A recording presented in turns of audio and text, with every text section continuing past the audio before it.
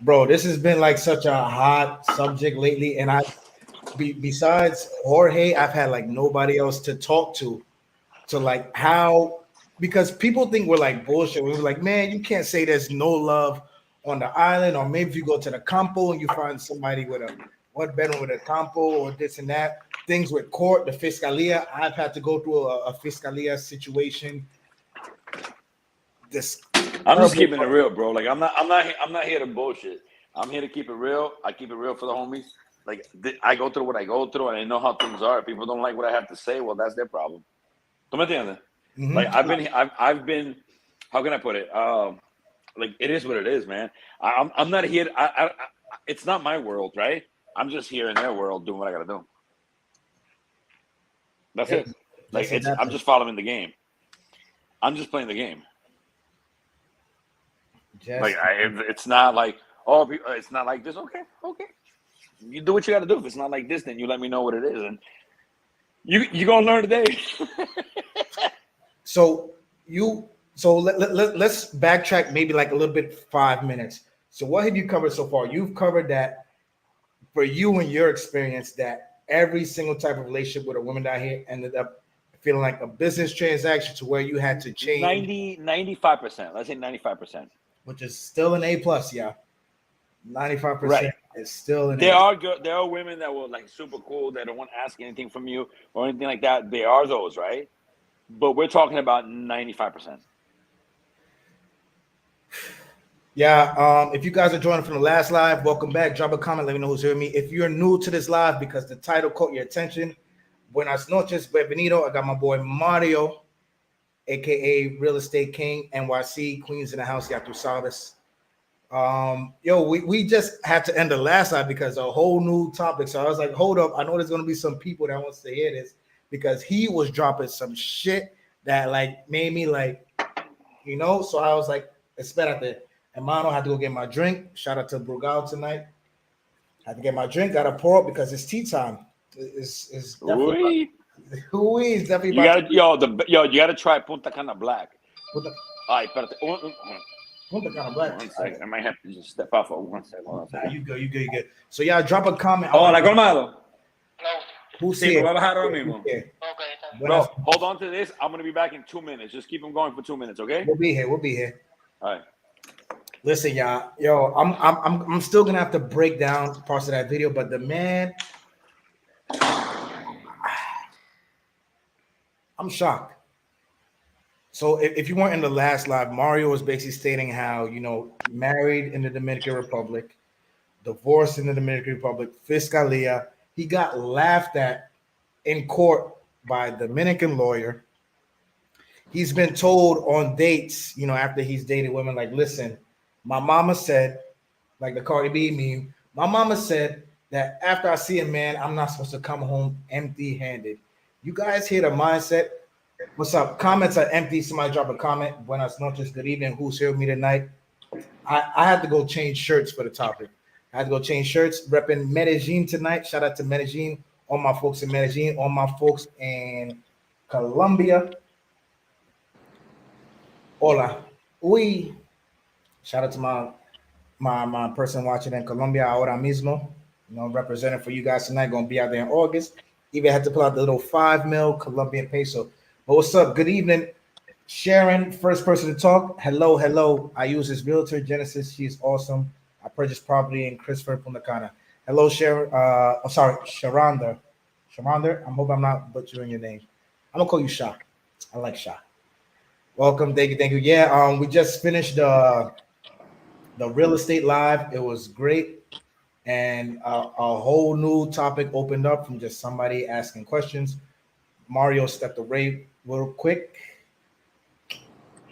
Kamara talk, but I had to like end that live, start a new one, get some rum. Drop a cup emoji with me if you're still here from the last live. Stallion, what's good? Usual suspect Stallion, you missed a fire end to the last live, man. But we're gonna have to. I'm gonna have Mario backtrack a little. I'm gonna have him back for about 5 minutes. He's going back. But good evening to y'all. New to this live, wasn't on the last one. Like, man. Hey guys. Just something went down in the last live where it was like, yo, we had to like just end it. Whew. It's like no problem. I found him on YouTube being interviewed by another YouTuber. Of course. Hope yo, welcome, Shop. Welcome back. Like Sorry, the they video. don't let anybody in my building. Like when the Colmado guys come, I have to go down to the lobby because they don't You let actually anybody have into to the go building. down. Yeah, they don't let anybody in my building, bro. It's like super high. That We're is fancy. We're so fancy here. That is high end. That is high Bro. end. Thank you guys. Let me know who's still here. Charles, you still here? What's up? Haitian Gunman, you still here? Thank you. My dirty mom, I see you. Make sure you guys check out his channel. Teddy KGB, yo, KGB, I love you, bro. Always on time with the first super chats tonight. Teddy KGB be stunting on y'all low key. He's like, look at y'all peasants, y'all posers. Y'all over here on Chop Up Our TV, and y'all can't support the man for the content, for the people he's bringing on. I appreciate you, KGB. Talk yo ish, bro. Talk your ish. He says, we're going to pay one way or another. Free women cost the most. What he said? Teddy KGB says, we're going to pay one way or another. Free women cost the most. I mean, listen, the thing is this. There are good women out there. I'm not going to say they're not, right? Sorry, see my background? I got the whole Santo Domingo Pantini here. Keeping it real. I finally tested negative for COVID today. Apparently, I had it like 5 days ago, but whatever. Second time I had it in 6 months, whatever. Bottom line is this. There are good women everywhere, right? Mm-hmm. We're not going to knock that out. But we got to run, like, people say, I have a thing. People say you shouldn't generalize, right?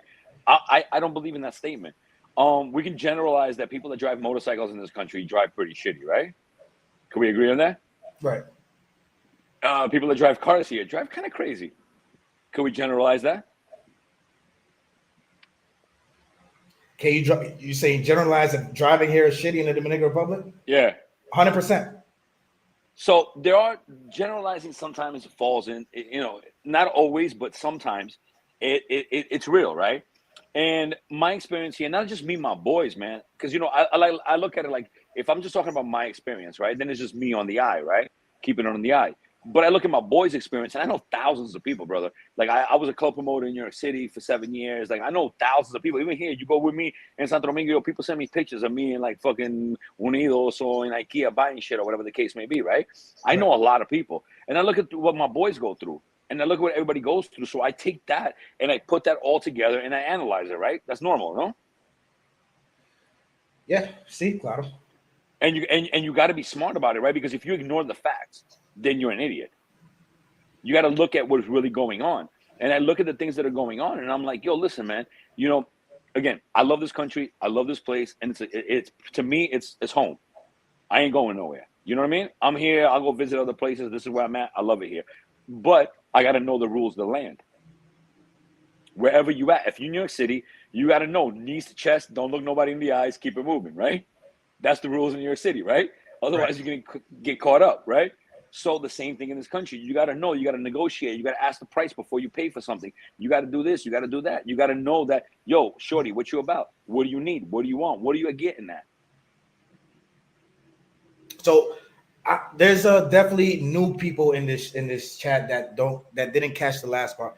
Let's backtrack 10 minutes, right? All right. You're talking about your marriage experience in the court. So walk us through that again. But before, we're going back 30 seconds to like when you said you had a date with a girl and the girl's mom said what? No, I was with one of my homegirls talking to her. I have a lot of homegirls out here, right? Because I'm a cool dude, so I just talk to shorties. You know what I mean? Like I have homegirls, right? And she told me that her mom said to her that if you sleep with a dude, you shouldn't come home with an empty wallet in the morning. It don't even matter if she liked the dude. The point is, it doesn't matter if she does. She obviously likes you, right? Because if she don't like you, she ain't gonna fuck with you, right? Well, I don't know. I don't know what her level is. I don't know what she's about, right? So that's something I can't comment on if she's doing it just for the money or not. But the whole point is, if she's smashing with you, and if she's not your girlfriend, she's like, oh, if I'm not the girlfriend, then I should get compensated for it. That's wicked. That's it. But that's stuck in my head though. Yo, because I see that all the time. Yo, you smash a shorty, then the next day, I was telling you about my man. He be smashing a shorty here from Santiago, and he's gonna see her when he comes back down here, like in the next month. And her air conditioner for her car broke, and she sent him a video. He sent me the video, bro. I got the video. He was like, yo, she sent him a video of all the car parts she needs. It wasn't even like, hi, how you doing? She was like, I'm over here right now resolviendo esa vaina. I'm like, and that's the relationship he maintains. When he comes down, she takes care of him, right? That's it. But it's a business transaction. That's it. But a lot of people don't understand that the DR. They get caught up, bro. And yo, if you got a shorty here, my dude, and you're going back and forth, somebody's smashing your shorty when you're not here. 1,000%. I'm gonna keep it real. I'm gonna keep it 100. 1,000%. I'm gonna keep it 100 because you're not the only one, bro. You're one of the paychecks she's got. She needs to maintain her lifestyle. Most of them, not all. I'll say not all. There are some really good girls out here. I have homegirls though, bro, that I chill with. They're cool. They never ask me for nothing, right? But that's 5 to 10% out of the 100. Yo, Teddy KGB, thank you for the super chat again. He says, bro, no woman in the history of time has been free. I mean, whether you spend, but I don't mind spending money going out with a girl. My problem is this: when you go out with a girl, you spend money, you're dating, you're taking her out, you go to a nice restaurant, you take her out, and then you smash, and at the end of the night, and then the next day she wants money. Mm-hmm. Then it's like, yo, como doble cobre. To catch you guys up, I asked Mario, hey, what's the hardest thing to adjust to here in the Dominican Republic? And honestly, honest brother, I love it. He said the dating is hard because it's like almost everybody's a choppy at door, even from the professional levels to the non-professional levels to graduating college. Because one way or another, they're looking at how they can benefit in their lifestyle from you, right? Like I offer a certain lifestyle to somebody because I live a certain lifestyle, right? So who doesn't want that lifestyle? So I have to make sure that if I'm dating a person, right, they want me for me and not for the lifestyle that I have to offer. And 90% of them are just for the lifestyle. Who doesn't want to live in a fucking high rise with a pool? Who doesn't want to drive in a fucking fancy car and go to a fancy restaurant? Everybody does. That's normal, right? Not everybody does. We just have another YouTuber. 90%.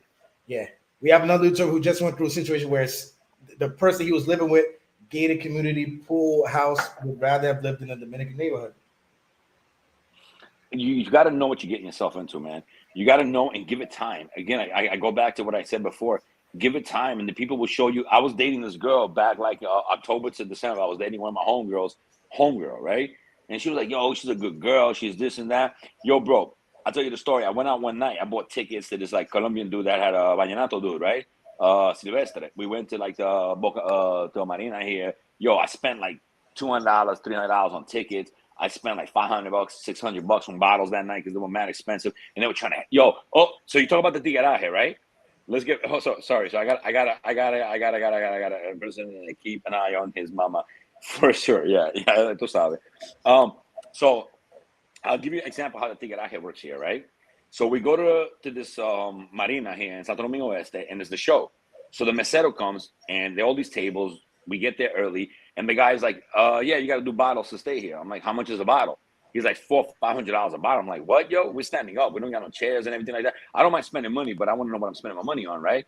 So anyway, so the guy was trying to charge me like mad money for the bottles. Me and this Colombian dude that were there, her friend and everything like that, we're like, yo, hold up a second. We walked down to the bar 30 feet away, right? And we bought the bottles and we brought them up ourselves for half the price. The meseros were trying to charge me double just for bringing the bottle 30 feet. So a $500 bottle, I got it for $250, $200. ¿Tú me entiendes? So anyway, so I spend all this money, and then the next day you're sitting there and you're like, yo, you go to a spot and you're like, oh yeah, and then the girl's like, oh, in the morning she's like, oh, I'm not in the mood, I gotta fix my car. What?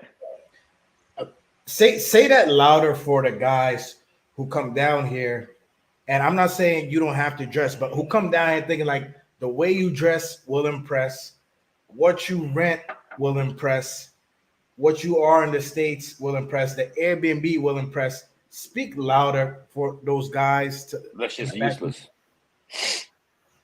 You still got to, at the end of the day, piece them off. It's a matter of what bills they can pay tomorrow. Most dudes come out here, and I have my boys from out here. They're like, yo, I hate when these dudes come from the States, man. They be tricking on these hoes, like treating them, like giving them all this money. And at the end of the day, these girls stop appreciating things because they think everybody's like that. They overpay them. They overgive because they're on vacation. It's real, man. It's real. It's real. I mean, but you have to understand that's just how things are, and there's nothing wrong with them. They're doing their thing. You're doing your thing, right? And if you're okay, as long as you know what it is, there's never anything wrong with it as long as you know what it is. If you don't know what it is, that's where the problem comes in. If you mistake the situation for what you think it is and it's not. Does that make sense? Yeah. So now we're gonna fast forward a little bit. Now you're walking us through you say you were married and divorced in the court. What happened in the courtroom? You going through a divorce, so you said shit happened with your wife. If you want to elaborate on that. Well, no, what I was saying is like when I was there and I had seen my ex-wife and I was like, I was emotional about the shit. Like, I was loving shorty, right? And I mean, I knew it was over. It wasn't that I was trying to get back with her or nothing like that. But I was just like, yo, I'm not with this shit right here. We like going to court in the Dominican Republic. I was in the way, bro. That shit is like trite, bro. It's like the courts here don't look like the courts in the United States. They look like some shit like a jail, like a third world jail. Like that's what the court looks like. It's crazy. So anyway, I was like, yo, I'm not with this right now. Let's like resolve it. And she was like being a bitch about it. And the lawyer was laughing at me. He was like, yo, look at this fucking stupid gringo, like all emotional here with tears in his eyes. He was like, yo, we're not like that. We're much tougher than they are. Like the dude basically dissed me in my face, bro. And I was just like, dude, it took every ounce that I ever had in me of control, not to like, yo, you know what I'm saying? Like, yo, because I was like, yo, I'm in a foreign country. It ain't gonna work for me right now doing what I really want to do. But this lawyer, like, played me, son. He played me in my face, bro. I've never been, like, in the United States, no lawyer's gonna disrespect you like that. Doesn't matter what it is, how you're getting screwed. Like, no lawyer's gonna laugh in your face and be like, yo, you a sucker right now. Yo, look at you. You got tears in your eyes, you sucker ass sucker. That's what he basically said to me. And I was like, wow. That opened up my eyes, man. I was like, yo, everybody just takes you for pendejo, bro. That's why you got to get tough. And then, people right now, they're like, all my friends are like, yo, tú eres un tigre. Todo el mundo dice que yo soy un tigre. But why am I a tigre? I've developed into who I am today. All the years that I've been out here, all my experiences caused me, like, I have no feelings. Everything's straight business for me. So do you think that if you want to come live in the Dominican Republic for X amount of time, as a male, you have to come down here cold-hearted, no emotion? I don't want to say the word cold-hearted because that's like you also don't want to change yourself for somebody else. You just have to know what the rules of engagement are, right? Yeah. You have to know what the rules of engagement are and be mindful. And if you meet somebody and if you like that person, give them time. Give them a year and a half with you. Date them, go out with them, see how they react to you, see what they ask you for, see how things are. That's all it is. Like, I don't want to say be cold-hearted because you might meet a really nice girl, man, and she might be the shit, right? I've seen that happen also. You know what I mean? I don't want to take away from that, right? Mm-hmm.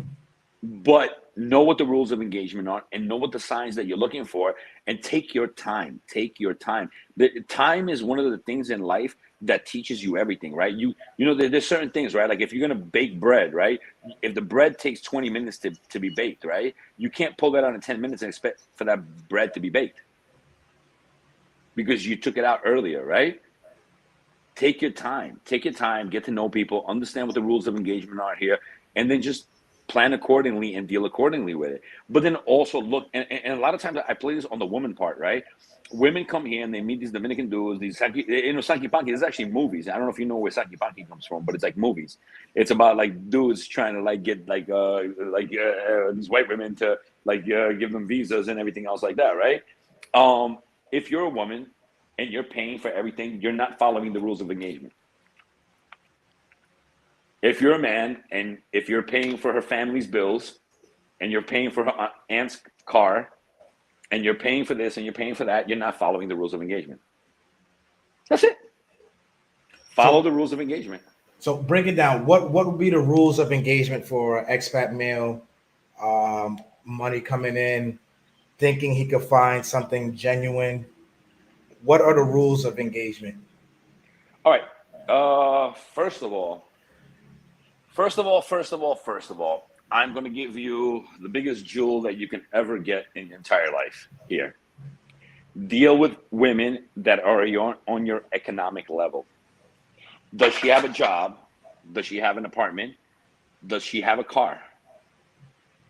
Does she go out with her friends without asking you for money?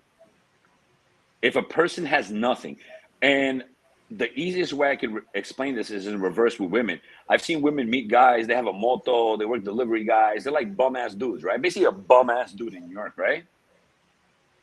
He don't got nothing going for himself, and they start dating him. Oh, he just needs opportunity. No, you are the opportunity, pumpkin. Like, you've got to find somebody that's on your economic level. My friends, and I deal with this with my friends, right? My homeboys that I deal with here are on my economic level. If we go to a restaurant and the bill's $300 and we're 3 dudes, we pay $100 each. ¿Tú me entiendes? Like, if I go out with a bunch of homeboys, and when the bill comes, if one of them goes to the bathroom and disappears when the bill comes, I end up hanging out with them again. It goes the same for everybody. Hang out with people on your own socioeconomic level. You know what happened to me one day? I was at this nice restaurant. I met this girl, whatever. Not like anything like dating or anything like that. Just like a home girl, my homeboy, right? We're all drinking everything. Bro, she paid my bill at the end of the night, 5,000 pesos. 5,000 pesos, $100 here is like $200-300 in New York, right? Right. Bro, she was just a rich chick, and she just enjoyed talking to me and everything. Just paid my bill. I was blown. Because I was hanging out with people on my own socioeconomic level. If you're dealing with people that are below your socioeconomic level, they're always going to look to come up on you. And it don't matter, and it don't matter where you find them, because I said it in the last live.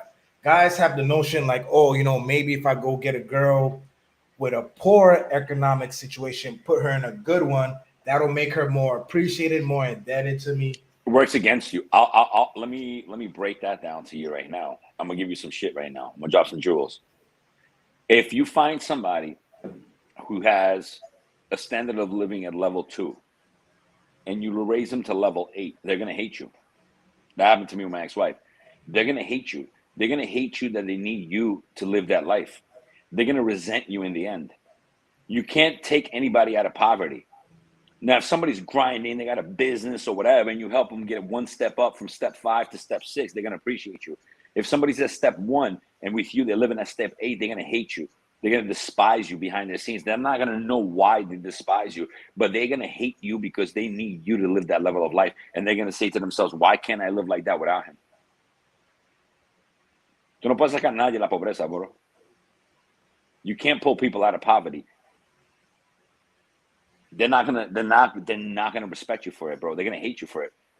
That happened to me with my ex-wife, bro. I've never heard that before. Like, I always used to touch on the topic like, yo, there's a deep problem with appreciation here in the Dominican Republic. And you just answered that question like, yo, why the hell are people not appreciated? Like, because they're gonna resent you for needing you for that. My ex-wife, when I broke up with my ex-wife and I was still trying to fix things before we like really cut it off, right? And she was like, I went out with my friends and they paid for the bill. Why can't I pay for my bill? And I was like, but you had all the jobs with me and I bought you a business and you ruined it. You did all of this and this and that. What the fuck you mean why you can't pay for it? Because you decided not to. Because you fucked up everything else like that. She couldn't understand that. They're going to resent you for needing you to live that life. They're going to resent you for not being able to live that life themselves without you. I don't know why it's like that, but it's just human nature. You can't sacar la gente de la pobreza. Like, you can't pull somebody out of poverty, bro. They're gonna hate you. They're gonna want your spot. They're gonna hate you. They're gonna want to topple you. It's like you look at all these like old gangster movies and shit like that. Like the dude that's your right hand man that you brought up in the game is the first one that does the Judas and stabs you in the back, right? Every gangster movie has the same story, right? Your right hand man stabs you in the back because he wants to be you, because he hates you. He hates you because he needed you to get up to that level. It works the same way. And that's deep. Yo, once you understand that, you understand how shit works. Yo, you ever seen like the GIFs or the meme when like somebody gets slapped so hard that they like change skin colors? This is what happened to me today. I got slapped so hard. Yo tengo que cambiar mi camisa. I ended up from ER to Colombia right now. Medellin, un parce. Ya tú sabes, shout out to everybody watching Medellin, mi amor, yo sé que estás mirando. But listen, Colombia, huevón. Colombia, Colombia. But listen, tonight we're talking about expat experience, la experiencia de un expat, and corte, mujeres, court, women, adjusting, adapting, surviving. Because in a way, this is survival. Because here you are moving to a foreign country with ideals from the way you grew up. Like, yeah, you know, guy does this, girl does that, booty boom, bada bum. Everybody's happy. But then you come here and you're in this whole complete Game of Thrones situation. It's a different mindset. It's a different situation. It's a different culture, and you got to adapt to it, man. And you got to know what it is. You know, I got a lot of homeboys from here, right? And you know, they do what they do to maintain the life that they maintain here. And I see how they move, and I understand how shit is because of not just me. My homies move the same way. My homies know what they maintain, know what they do, and they know what it is. But you can't you if you think that you can bring somebody like that's what you don't want the poor person that you're gonna bring up to your level. You want the person that's already doing their thing that you can compliment. That's what you're looking for. You're looking for that person that's your level or maybe one level below you. And that person's leveling up with you. You can't take a person 10 levels up, bro. That shit don't work. I haven't seen it work.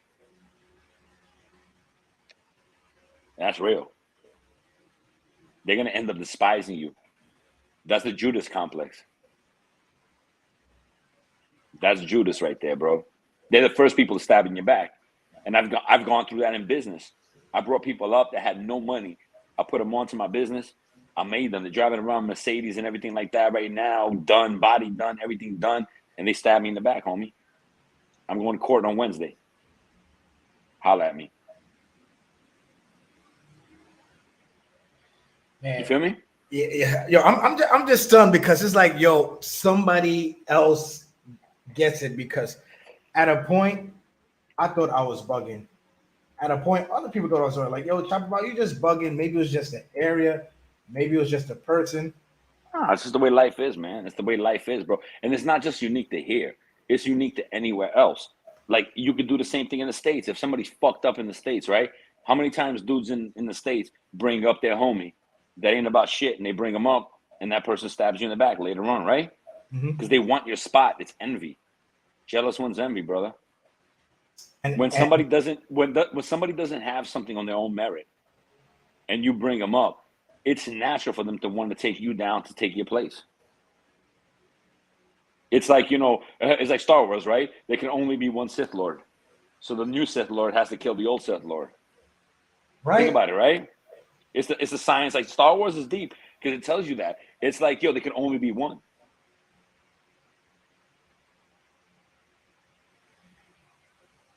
Yo, you brought them up. You brought them up so they can take your place. You brought them up, but they're gonna want to take your place. Your woman, your best friend that you brought up is gonna want to take your place. There can only be one Sith Lord. Not protect the place that you put them in. They want to just they want to Amber Heard your bed. Jealous one's envy, brother. I'm from Queens. I know how shit works. The people closest to you, the woman you love, the friend that you bring up, and that's just not here. That's everywhere. But here it's magnified. Here it's magnified because of need. Here it's magnifying because it's need. But that happens everywhere else. It happened to me in the States too. It happened to me there also. What's happening? It's more magnified here. Yeah. You can't bring, you got to always deal with people that are on your level or maybe one level below you that can level up with you. You can't bring somebody from level 1 to your level. If you're at level 10, you can't bring a person from level 1 to level 10. They're never going to appreciate that. That's just, it's human nature. It's not something that I can't tell you why it's like that. I can't come up with that, right? But that's how people are. And I've learned that. Yo, dude, my best friend, my homegirl, bro. My homegirl here that I met here, bro. Yo, this girl, man, I met her with nothing, son. I put her onto my business. I fed her clients and everything. Shorty got a Benz, body done, everything, son. Screwed me over, son. And I'm going to court with her on Wednesday. She had me in court last week and I won. Like, yo, and then you're like, damn, yo, I made you. But that doesn't mean anything, bro. That doesn't mean anything. You know what I mean? You got to understand that's why now. So I have a thing that I do now, right? So like here in Dominican Republic, I only fuck with ballers. I only run with heavy dudes. I only run with heavy women. Women that come from money, women that come from power, that have businesses, that have nice cars, that do their thing. And some people say, well, Mario, you're really materialistic. No. I'm only fucking with people on my level. I can't fuck with you if you're a level below me, because if I bring you to my level, you're gonna stab me in the back to want to take my place. It's like an ego thing. Like they don't want to be by your side. They want to take your spot because they hate you for needing you to bring them up to that level. And that's the failed concept of finding somebody that's poor and bringing them up. It's never worked. It's never. Show me one case where it's worked. I can show you 100 cases where it hasn't. Show me one case where it's worked. Show me one case where you met a humble person or whatever. Nah, it doesn't work, bro. It doesn't work. And I've experienced it, and I've changed. I've changed as a person through that. And especially here where so many people need. People hate to need you for their shit. Yeah. Think about it, bro. It's the same as Star Wars, bro. There could only be one Sith Lord. And if you're the Sith Lord, the person you bring up as your right-hand person is the person that's going to most stab you in the back to take your place. That girl that you brought up from the hood that needs you and everything, she's going to try to do everything she can to remove you from the situation, to live the same way afterwards because she resents you for that. Your homeboy that had nothing that you put onto the business or whatever the case may be is the first person that's going to stab you. Your enemies are never your enemy. Your closest friends are your biggest enemies. I found. That's the science. That's today's mathematics. This is mathematics coming from Santo Domingo. We got the man Mario himself. If you guys are now joining this live stream, welcome. Hit the like button. Please need all you guys to like this, share this with your friends, subscribe to the channel if you're new. Make sure you guys go check out Mario's website. Also, real estate agent down here. I'm gonna share the screen one more time. Here in the Dominican Republic, trustworthy, reputable places in just about anywhere you need. Doesn't charge. Man is free, y'all. The man is free. Been living in the Dominican Republic 5-6 years, traveling for over 15, and just I'm really glad he's taking the time to like talk to me tonight, talk to us, because listen, the best lesson in life is experience. Your experience, and also the experience of others. So definitely, that's one thing. Like sometimes people tell me, "Oh, Mario, things are not always like that." They're not always like that. I agree with that, right? They're not always like that, but we have to look at the norms, right? If we do something, right? Insanity is repeating the same thing over and over and expecting different results, right? Mm-hmm. So if 9 out of 10 times that I do something, if it ends up like X, right? I can't say that, well, I'm going to keep repeating it and hopefully it ends up like Y. Oh, yes. Nah, 9 out of 10 times shit ends up like X, brother. And that's what it is. Oh, yes. So I got to prepare myself for that. I got to handle myself for that, right? Because I'm here. I'm not going nowhere, brother. I live here. I love it here. This is my life. You know what I mean? Mm-hmm. And that's it, right? But I know how to move here, right? I know how to move. And then you'll do it. Anybody that you meet, anybody that knows me here, bro, you meet my people here, they're like, yo, Mario un tigre. Todo el mundo dice que yo soy un tigre. No, I'm not a tigre. I'm una pantera negra. I'm a Black Panther out here, bro. I'm not even a tiger, bro. I'm on the next level for these motherfuckers. Yeah. Yo, because you know what? Everybody's a tigre here, tiger, right? So that they call it tiger, right? Tiger style. Wu-Tang, tiger style. So everybody here is tiger style, right? In DR, the normal way of life is tiger. So if I act like a tiger, then I'm acting like everybody else. The only way I can level up is be a panther. I got to be a panther in the jungle. 2 things. About to have my journey hop in. Also, Mario and Jorge, we're going to add a little bit of Spanish because I got people watching who don't understand English. So we're going to speak Spanglish. Nos vamos a hablar. Ya está bien, vamos a hablar español. Yo puedo hablar español. Vamos a hablar español. Yo no hablo español. Yo no hablo inglés. Vamos al mambo. Porque yo tengo gente importante en Colombia que está mirando ahora. Entonces, vamos, parcero, vamos con Medellín. Ellos no entienden nada. Ay, qué chimba, huevón. Yo, we got Phil Jackson of Santiago in the building with us. My journey with mom, Jorge. What is good, Jorge? You've been active since the last chat. I know you was clapping anytime Mario was talking. I know you was like, hallelujah. Yo sé que te gusta eso, but yo. Yo, Mario, they be thinking I'm crazy out here. I be telling them the same thing you were saying the whole time. Yo, love is expensive out here. Don't nobody love you for free. In the land of mi amor, nadie te ama. Nope. Yo, Eso digo yo siempre. Hold on, let me write that down. I'm gonna get a shirt.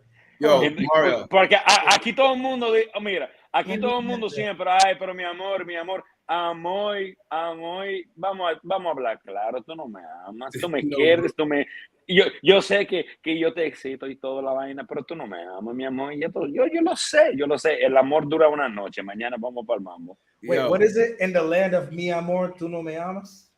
In the land of mi amor, nadie te ama. Nadie te ama. Yo, he's saying in the land of my love, nobody loves you. Nobody loves you. Because you know how you come to the DR, so it's mi amor, blah, blah, blah. Oh, that is bars. I need to get a shirt like that. I'm literally writing this in my notes right now. That is bars.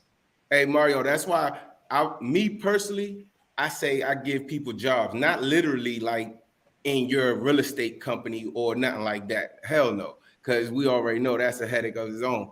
I'm talking about I give people jobs like straight contracts, like you said about your man. Hey, this is what you're supposed to be doing in my life. This is what I'm going to do in your life. Ain't no arguing, ain't no fighting, ain't no checking my phone, ain't no damn, you about to go out with your homies. Ain't none of that shit. I don't understand how jokers be coming out this joint. They pay for a chick all her bills, her mama bills, her daddy bills, her auntie bills, and then the chick still be driving them crazy. I'm like, no, y'all crazy. That's a very valid point that you're making right there, right? Like these people come here and they're like, they're tricking, they're doing their thing with a shorty, right? She's smashing mad other dudes the minute you get on a plane. The minute you get on a plane, she going to the colmado, she's going to the bar, she's smashing the other dude, right? But to you, she's like, papi, ¿con quién tú estás hablando aquí? Yeah. Y tu celular, y tu WhatsApp, ¿quién es ella? ¿Y por qué se da like con Instagram y vaina y todo?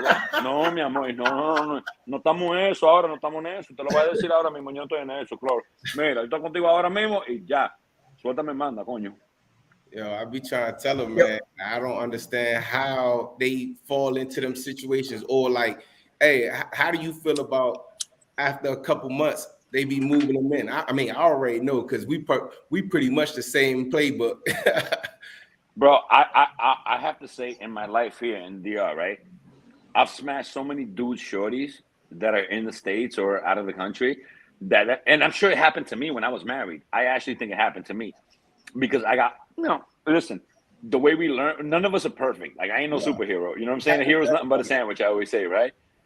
So I ain't no hero. This shit happened to me too. I'm pretty sure about it, right?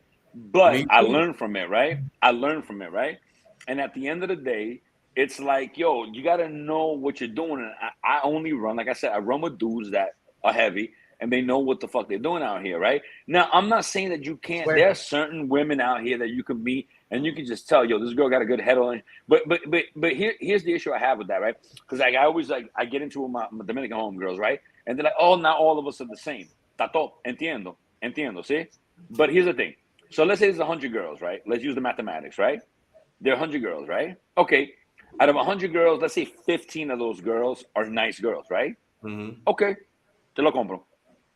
But then out of 15, first I have to like your physical being, right? Then I have to like your personality and your sense of humor. Then I have to like the way we have sex, which is really important, right? Because that's an important part of a relationship. You start to like, and then I have to like your family. I have to like the way what you work. I have to like everything about you. So out of 15 girls, out of 100, if 15 girls are nice girls, there may be only one that I actually match with. We're talking about 1 out of 100. Mm-hmm. The numbers are. If this was a casino, I'd be fucked up in the game. Yep, absolutely. Right. I 100% agree with you. Another thing that I agree with you is that being cheap, you're going to pay for it more on the long end. I think a lot of dudes rush into relationship because they're trying to technically save money. They want somebody to cook, they want somebody to clean, they want somebody to do this. When you can automatically just pay for it in advance and you have no headaches. But no. Que barato sale caro. Yeah. Que baratos en todo. Bro, I learned one thing. And it was like this, I don't know what I read one time, right? And they said, you know what? Poor people, it's poor to be. It's expensive to be poor, right? What does that mean, right? So I'll explain to you, right? When you're poor, it costs you more money to be poor than it costs you to be rich. Why? Right? So let me break it down. You can't afford good food, so your health is fucked up. So you're sick most of the time, and you have to pay for medical costs because you're not eating healthy because you can't afford healthy food. You can't afford good clothing. You can't afford good shoes. So your shoes get fucked up. Like, you ever seen a girl that buys cheap shoes? She wears them around 2 times, they get fucked up, and now she needs new shoes, right? A girl that buys $150 pair of shoes, those shoes last her 5 years, right? Everything that you do that's cheap ends up costing you 3 times as much later on. And I talk about that in real estate. Like, people look for cheap attorneys. Oh, that attorney's $1,000. I'm in Dominican Republic. I'm not spending $1,000 on an attorney. All right, so spend $500 and get jerked. Spend $400 and get jerked. On the last live, you touched 2 things that I've touched before. I get a good lawyer and I get good medical attention. You touched that before. But another thing that you touched that I agree upon 100% is you have to set your budget before you come here.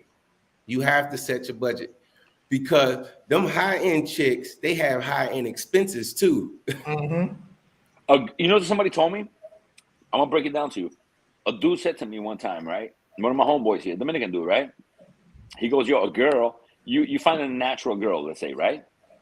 All right, she's a natural girl. You're hanging out with her. Everything todo está tranquilo, see? You find a girl that got her body done, her titties done, her ass done, her abdomen done, all that, right? That's an investment, brother. Yeah. She needs a she needs a ROI. She needs a ROI on her investment. That's an ROI right there, right? She invested in herself. She needs a return on investment. She didn't invest all that money in herself to be getting $100. She needs at least $300 for the night because she has an ROI she needs to cover.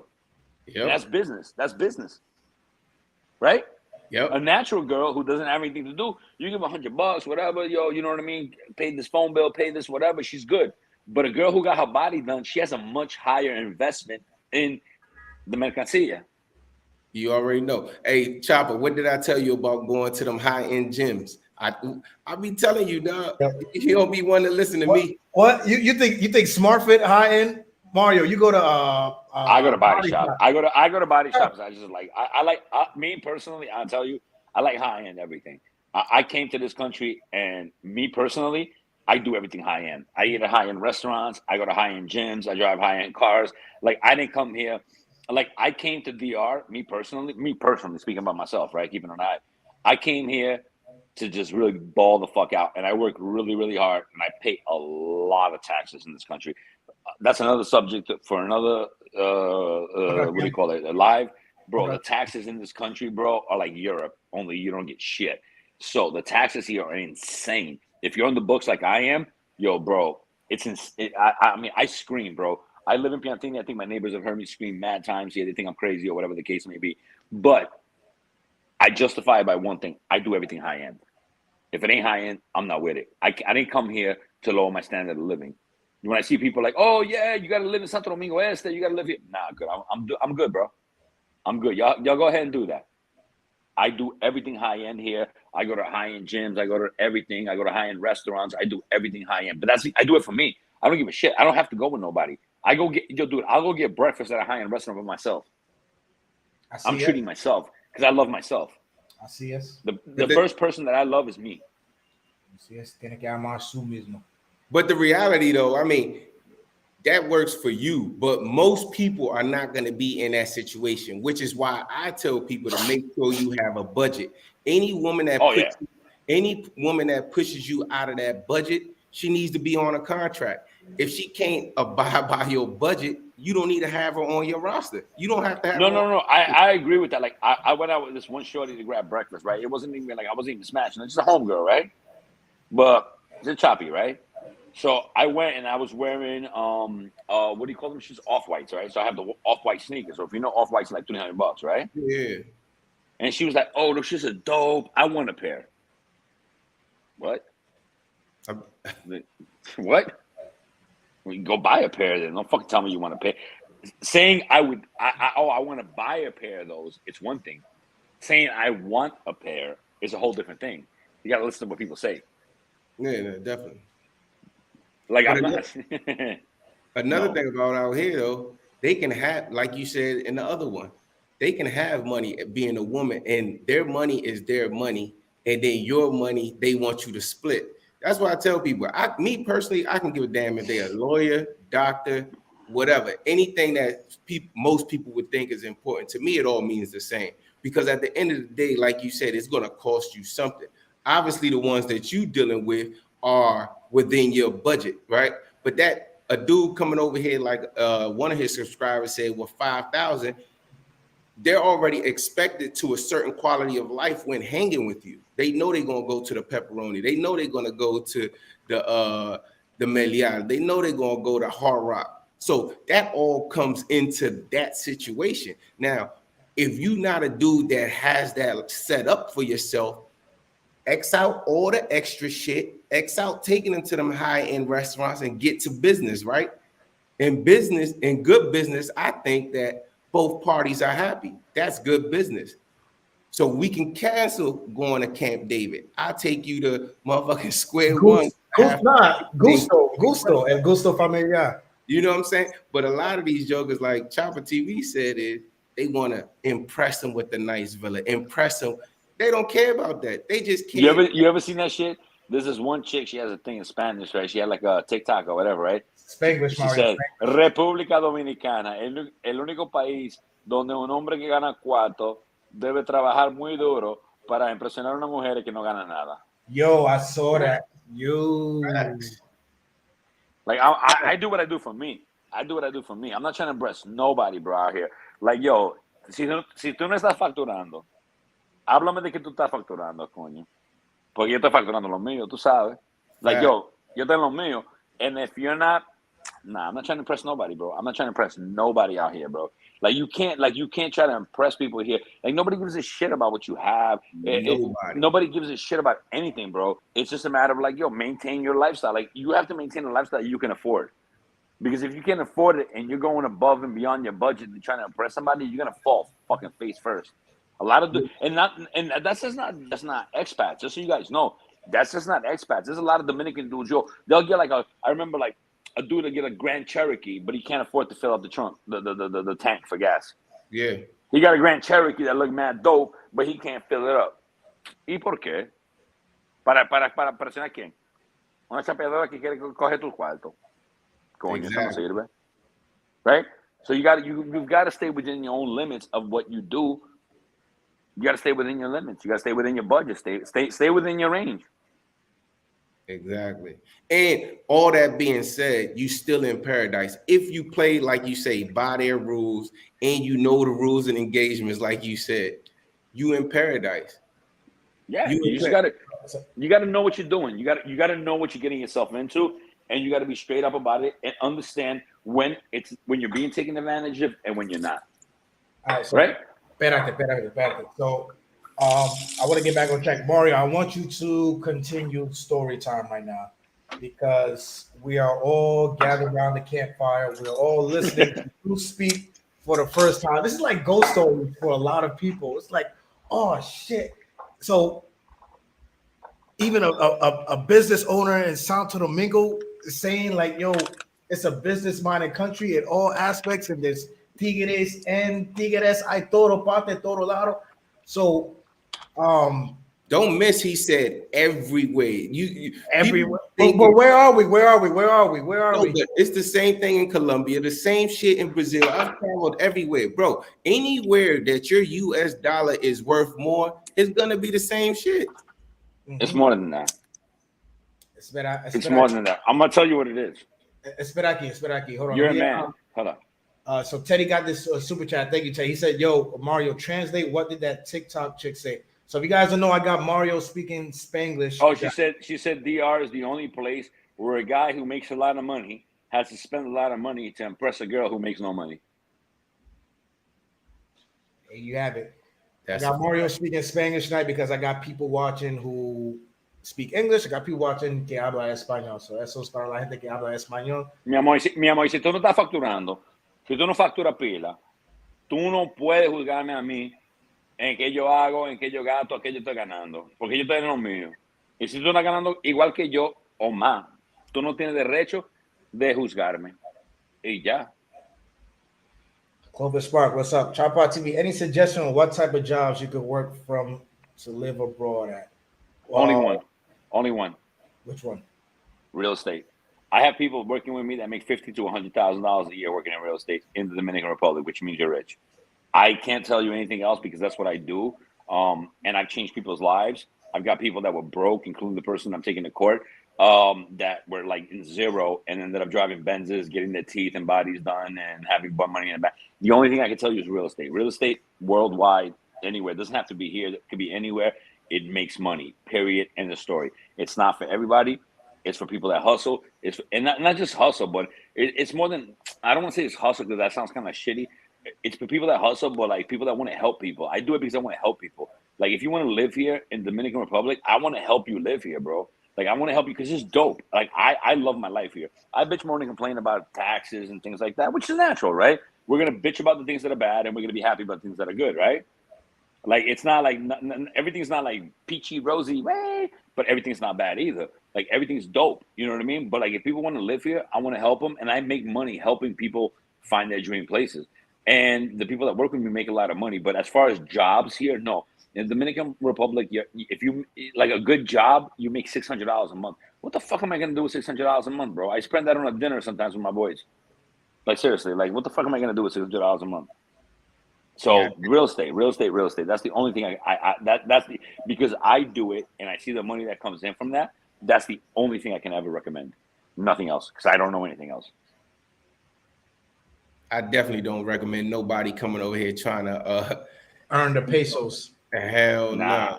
no. So you understand how Latin America works, right? So I'm gonna break it down to you guys. Their jobs in Latin America, the top 5-10% of jobs, which they make $3,000, $4,000, $5,000, $6,000 a month, right? These jobs are for families that are fundadores. ¿Tú sabes qué es un fundador? So Dominican Republic has about 7, if I remember correctly, 7 families that run the whole country, and they're offsets, right? So think about this. It's like a mafia, right? You have the 7 godfathers, and then you have the consiglieri, the whole like triangle going down, right? You have the colonels. You have like think of a mafia situation, right? You have the capos, right? And then you have everybody below that, right? Mm-hmm.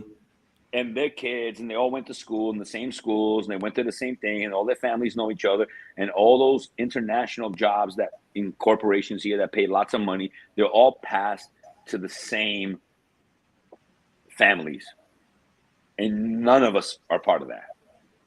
So the only way to make money in Latin America is to start a business. Period. End of story. You're never going to get a good job here because those jobs are passed to clans that run the country. Period. And that's it. Stallion was good. Thank you for the super chat. Science says you can make it on credit cards anywhere in the world, no investment, time, and minimal risk. I have no idea how that works, but I have no idea what that means, that. but Science, I appreciate you always being active for the super chat. Thank you. I just wouldn't know. Yeah. I do real estate. I sell real estate. My company does a lot of business. And you know, one thing I learned about Dominican Republic, and maybe it's all of Latin America, right? If you work really well to U.S. standards, what does that mean? You work hard, you don't cheat people, you don't lie, and you do good business, right? You're always going to be one up on everybody else. You could beat 90% of your competition in the Dominican Republic by just doing good business. What I say? That's it. Keeping people coming back tomorrow, not screwing you over today for extra $50 and losing. Bro, like you have no reason to screw people over because you're going to see them tomorrow, bro. All my clients. So think about this. I sell property all over the country, right? But I'm also all over the country. You're going to run into me in Nacional. You're going to run into me in Square One. You're going to run into me in Bávaro at the bar. You're going to run into me everywhere, right? So I can't have these people looking at me like, yo, dude, you fucked me over. I don't want to live with that on my conscience. I want to do good business. You're looking for something, I'm going to help you. You decide what you're looking for, and I'll help you find it. Because everybody's looking for something different. My job is to figure out what you're looking for and then help you find what you're looking for. Because we're all looking for different things. My lifestyle is not for everybody. I like Santo Domingo. Some people are like, "You're crazy. You live in Santo Domingo with the traffic." I totally understand that. It's not for you. Where do you want to live? I want to live in Sosúa. Okay, cool. I'll find you a place there. I want to live in Bávaro. Okay, I'll find you a place there. ¿Tú me entiendes? Yeah. But not to scare people, Mario, not to scare people, because honestly, like I said, most people are not going to be in your situation. You're probably like, what, if I was to guess, in the top 5%. Yeah, pretty much. Okay. With that lifestyle. A dude here making $5,000 a month, US a month, like you said, like y'all discussed before, he could be dating like a high value person here though, because like you said, the average salary here is like 600. But they come here and they run a Sosúa, grab them a joint that don't have nothing, like you said, on level 1 or level 2, and then they try to bring them up to level 7. You can't do that. A dude if you making 5,000 a month here in the Dominican Republic, you're rich. You living well, extremely well. You're not going to be living like my man Mario, but you still going to be living way better than the average person. And if you pay, and if you have money, look, if you have money, and I say this again, the trick to here is buy your car outright cash, buy your apartment cash. Let's say if I have my apartment, doesn't matter where, right? I buy an apartment cash and I buy a car cash. So now I have no car loan because the car loans are mad expensive here and the cars are 40% more than the States, right? If my car and my apartment are paid off with $5,000 a month, I'm living fucking lovely. Yes. If I have $5,000 a month and I got to pay for a car loan, I got to pay for a mortgage, I got to pay for all of that, then the game is different. That's the Achilles heel right there. ¿Tú me entiendes? Yeah. Like the key is like if you got bread saved up, you'll buy a crib cash, buy a house, whatever, buy your car cash, and you got 5 stacks a month coming, yo, you're living baller. But if out of 5,000, you're spending 2,500 on mortgage in the car, you only got 2.5 G's left over, but you're not really balling like that. No, definitely. That's a huge difference, right? That extra 2,500 a month is different. It's a big difference. No, you're right. Like at one point, I had an apartment paid off in Sosúa, right? And I did the math, and I was like, my maintenance, my health insurance for 2 people, everything was costing me like $550 a month. You can okay, right? Exactly. I can't live like that in the States. Hell no. So I was like, yo, I got all the money in the world to party and chill, right? Yep. That's the thing that you need to do, and that's called smart planning. Definitely. I think most people's money go into dating, that love. Trying to buy love and loyalty out here. That's where most of your money gonna go if you don't understand what you're doing out here. You remember what was his? Oh my God, Eddie Murphy had the thing on Saturday Night. We'll keep a war in all the warm places. We'll keep a war. And I think that's the hardest thing for an American Gumby, to that was understand. Gumby right there. Gumby broke it down. Gumby on Saturday Night Live broke it all down. We'll keep a war in all the warm places. We'll keep a war. No, you can't look for love, bro. Love comes when it comes, but you got to be mindful, man. When you have, people want what you have, right? That's nature anywhere, right? I see it in the States. I see it here. I see it anywhere. When you have, somebody's always going to want what you have. Yep. That's the hardest part for people coming from the States. Is we're humanitarians by nature, I think. And then the hardest part is to understand that it's gonna cost you something. Like people just want, oh, but I just want to be loved to be loved. Like, yo, it don't work like that. It don't work like that. Bob Marley lived in a different time. Bob Marley lived in a different time. You know what I'm saying? Could you be loved or be loved? Yeah, no, bro. Love comes with a price, brother. And I'm aware of that. I'm very well aware of that. That's why I maneuver myself the way I maneuver myself. You know what I mean? And that's why I'm on the defense all the time. And you got to be on the defense. If you've gone through what I've gone through, you know, I tell people like, look, and you know, people love to judge, right? People love to be like, oh yeah, but maybe you're jaded, maybe you're this, you maybe no. We are a sum of our experiences, right? We are the sum of our experiences. I think, right? Each one of you guys is the sum of every experience you've ever experienced, right? Yep. And you can't discount that. If I've done X and every single time it's been like this, then that's my experience.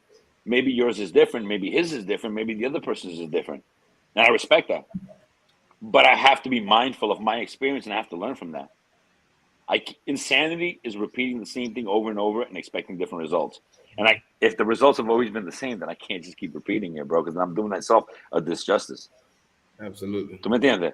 See, Absolutely. hold that thought, Mario.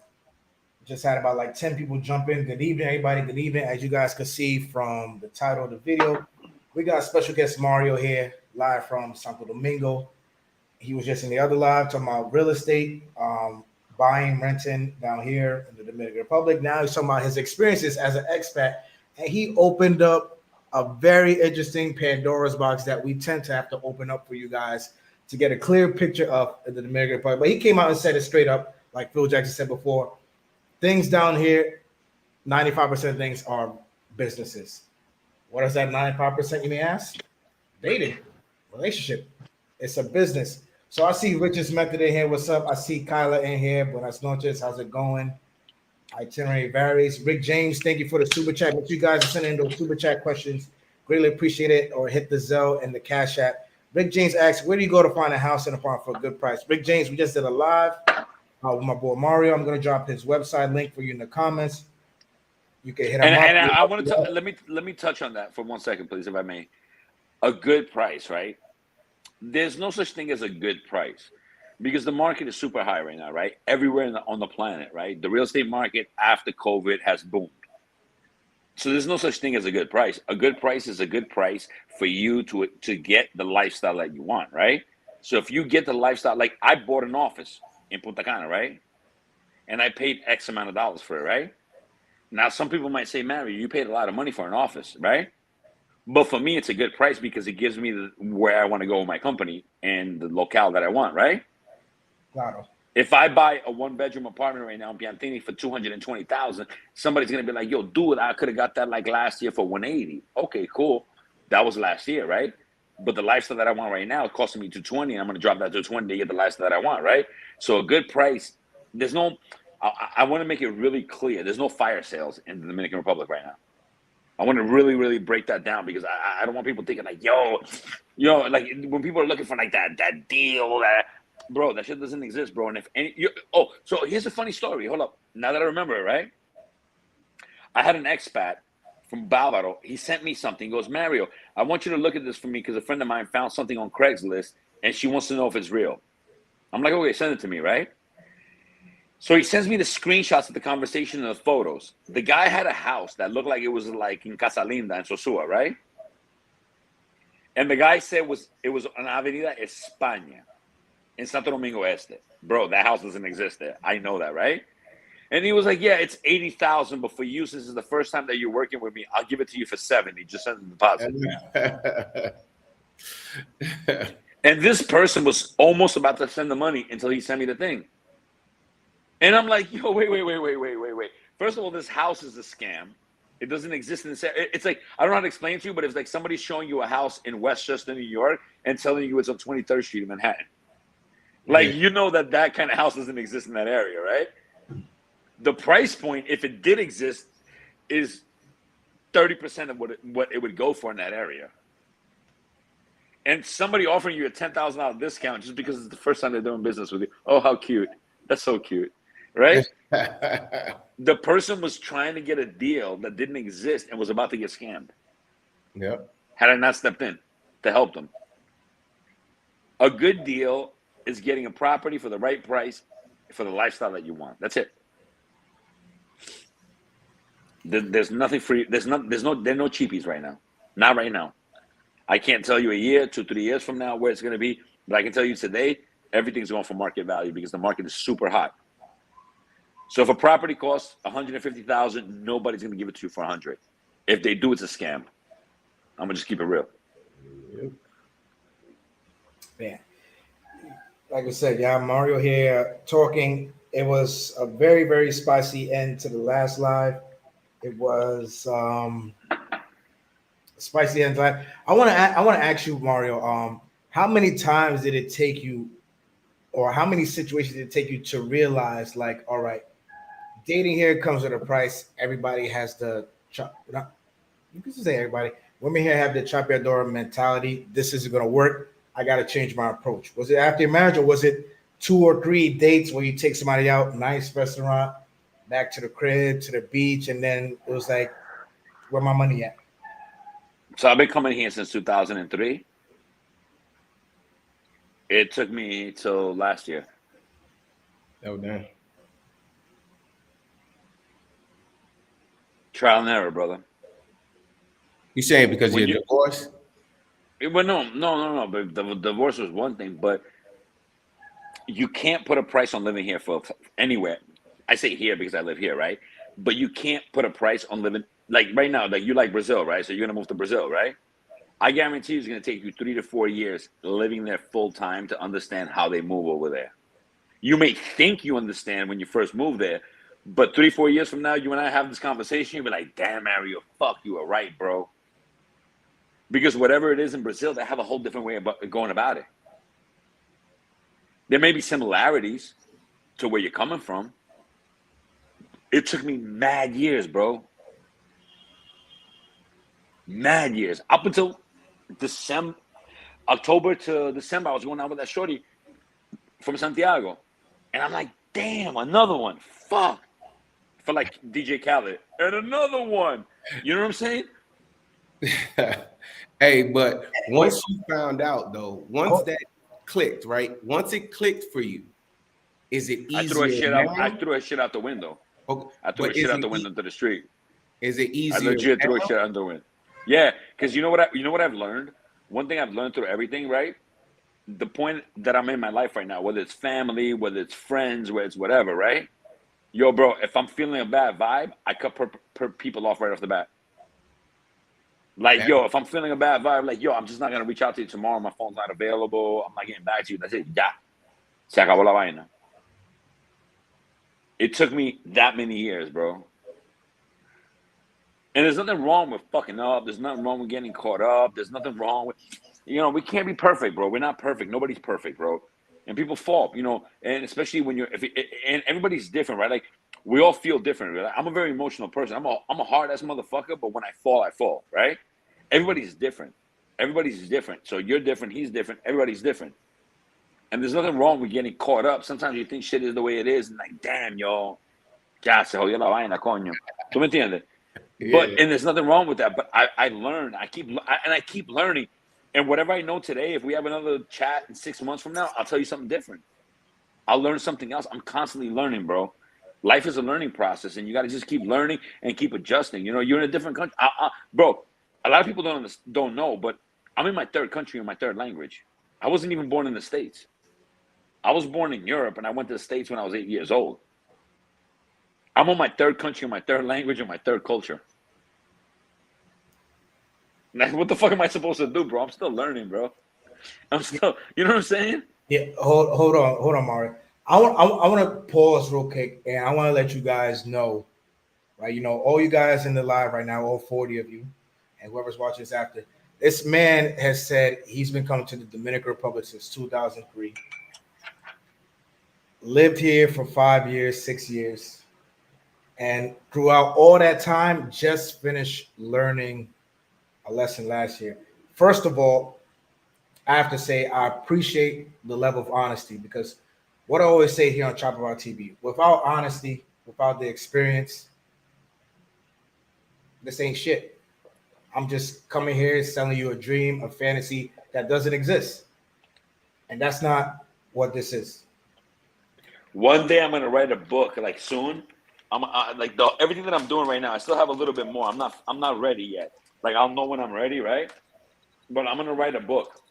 And the book is going to be based on the Dominican Republic, but it's going to help expats. Because there's a lot of things that people don't understand what it's like moving to a different country, right? And I know we're talking about the chapeadores, and we're talking about business, and we're talking about all that. But there's more to it. And there are more things that you wouldn't know that are very important. You know what those things are? Health insurance, car insurance, learning how rentals work, learning how financing works in X country. There's so many day-to-day things that people don't know how they work. And even though they may differ between countries in Latin America, there is a similarity between all of them. There is a common ground. Like, first thing you do when you come to a country, right? You're moving from the United States, let's say, because we're all from the States, right? You know what the first thing you need to figure out? before you move to another country? Health insurance. Bro, you have a fucking heart attack, you have a car accident, you have whatever happened to you, and you don't have health insurance, you're fucked. You got $20,000 in your fucking bank account to pay for it right now? No, you're fucked. Welcome to the fucking paradise. People don't think about these things, right? That's what I'm here to do. I'm here to help people understand. Before you think about a choppy, before you think about a car, before you think about a house, before you think about all these different things, how's your health insurance?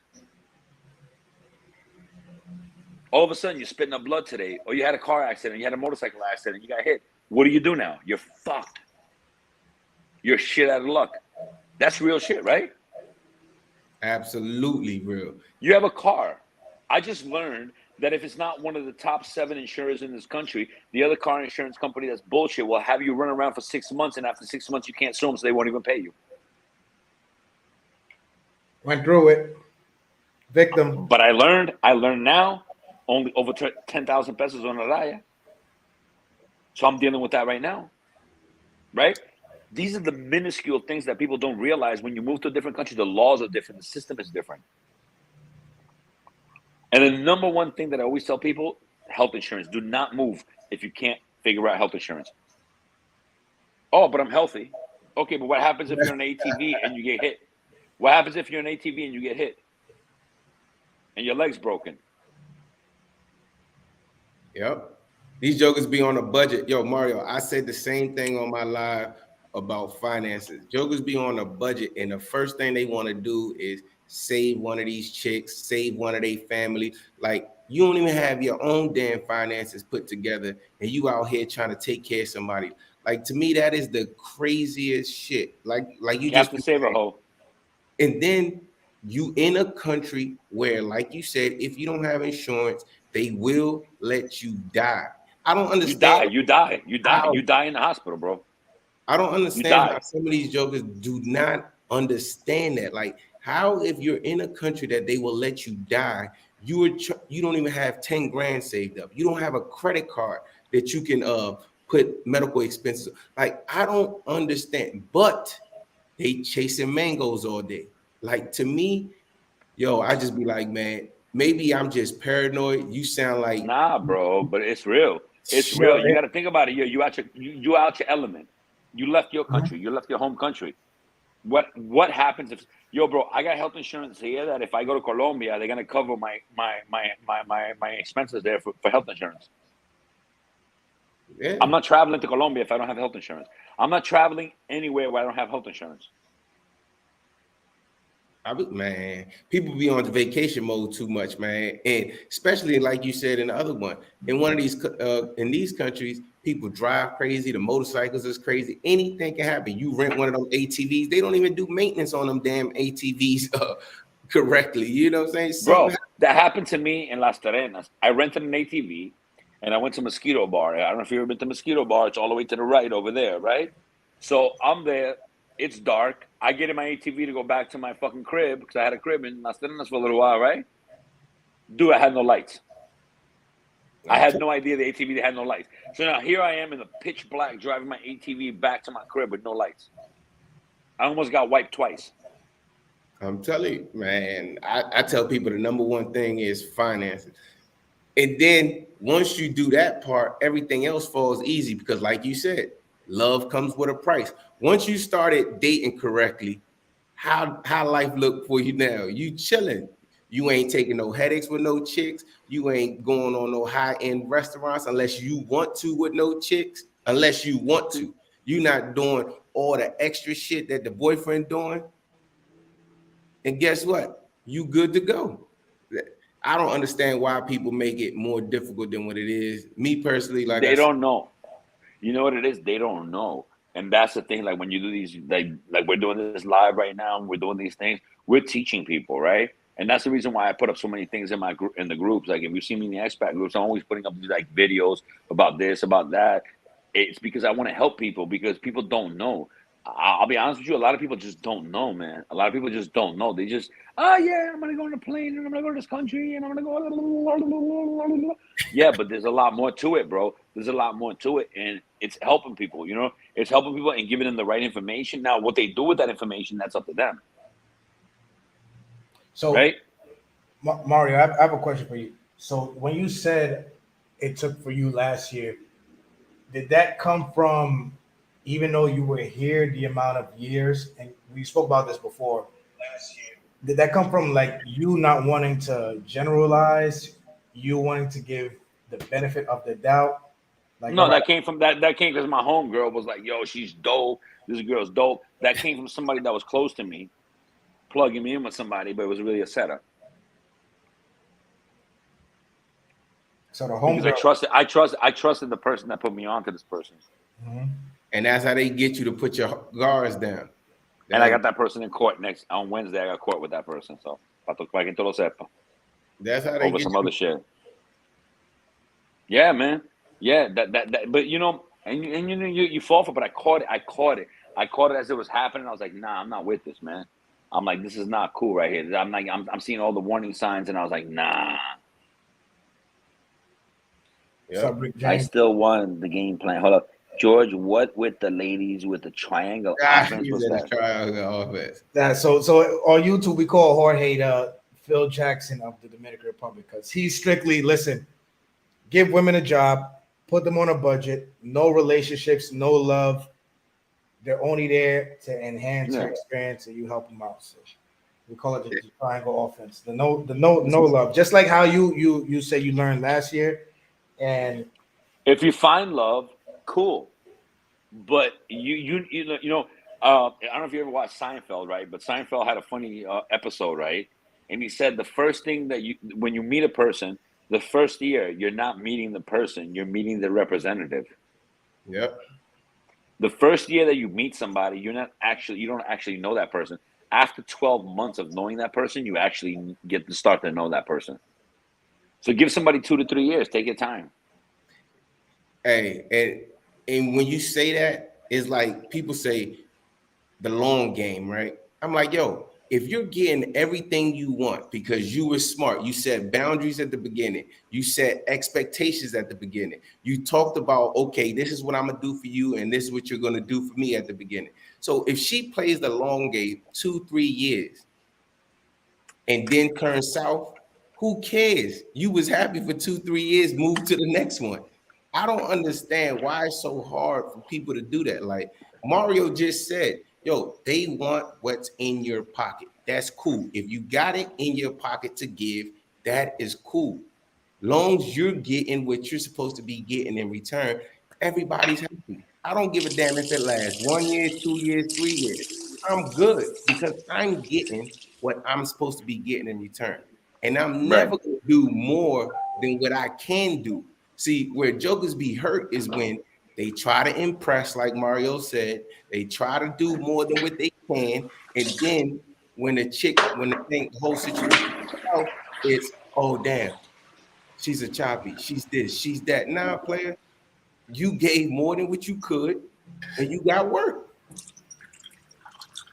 well, not just that, Jorge. It's more just like you have to know what you're walking into. You got to Right? know what. You got to know where you are and what you're walking into. Like we're gonna go, like say in the Wild Wild West times, right? You're gonna know that if you walk into a bar, everybody has a strap, right? So you got to know that if you're gonna come down here on a one-way flight and live here and come with the idea like I'm gonna meet a decent person who through hard times, rain, shit, sun or shine, you're gonna be here. You're mistaken. That's not it. It's Bro, it's that you gotta realize these people wonder, all right, is it coming the 1st, the 15th, or the 30th? I'm going to keep it 100 with you. It's you putting people in the right position in your life. I don't know if Mario can agree or not, but some of the most fun that I've had with chicks be chicks that, you know, in that world that people say, but they cool peoples once they understand who you are and what you stand for. Boundaries Not are what they set. stand for. They'll tell you, like my neighbor, she'll be like, look, George, I got this dummy sending me money, this and that, and then she cool people. Now to the next man, she might be a choppy, she might be this, she might be that. But to me, she treats me with a level of respect because I demand that. You ain't like, what? You ain't coming at me with that stupid stuff because I'm already hip to game. So it's who they are and how they view you is the way which you're gonna Right. get. Right. Like, I got homegirls that treat dudes a certain way, but we meet them homegirls. exactly. We cool. We got a level of respect. They don't respect the dudes that they dealing with because they know that guy don't demand that level of respect. But they respect me. We kick it. They'll come. Hey, we go, like Mario said, we about to go somewhere. Oh, nah, I'm gonna bring this, and that, or I'll do this. I'll come over and cook because they know. You know what I'm saying? Yeah, he gonna take care of me. He gonna look out for me. But at the same time, I gotta look out for him too. But nah, jokers come here and they be like, oh, because it's $100 or because it's $200, they ain't no big deal. It's more than the $100 and the $200. You program them to look at you like a sucker. Like what Mario said, he gonna fight for 50 pesos. Who else you know that do that, Chopper? Like, I don't play that. This is the contract. If you want what I'm gonna give you, this is what you have to do. Ain't no left or right. I had one shorty one time, right? I was smashing it, and she was like, "Yo, can you put something on?" She had a credit card she had to pay, right? And she was like, yeah, can you put something on my card?" I'm sitting there thinking, I'm all right. You know, I'm smashing shorty, right? I'm gonna put like 5 G's on your card or whatever, right? And she owed like 30 G's or something like that. She's like, "Could you put at least half?" I was like, "What?" Yo, I cut it right off. Yeah. I was appreciative. You know how hard it is to get 5 G's in the country? That's what I'm saying. But these jokers be so scared to walk away from situations. They be like, "Oh, she's so bad. She got the fat ass, this and that." Yo, there's more of them than there is of you. I be trying to tell that to people all the time. There's more of them than it is of you.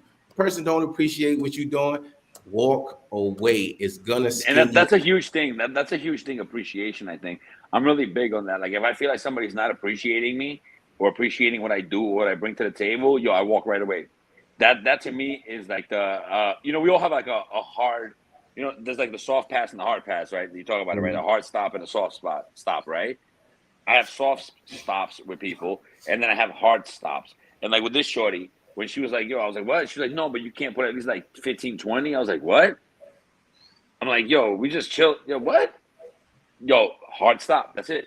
Exactly. That's it. Done. I don't care what you're offering me. I don't care what's on the table. Yo, I don't feel like you're appreciating. Yo, hard stop. That's it. Yo, Mario, you taught me something. You basically gave me an answer that I was looking for before, but I just left it alone because I was like, fuck it.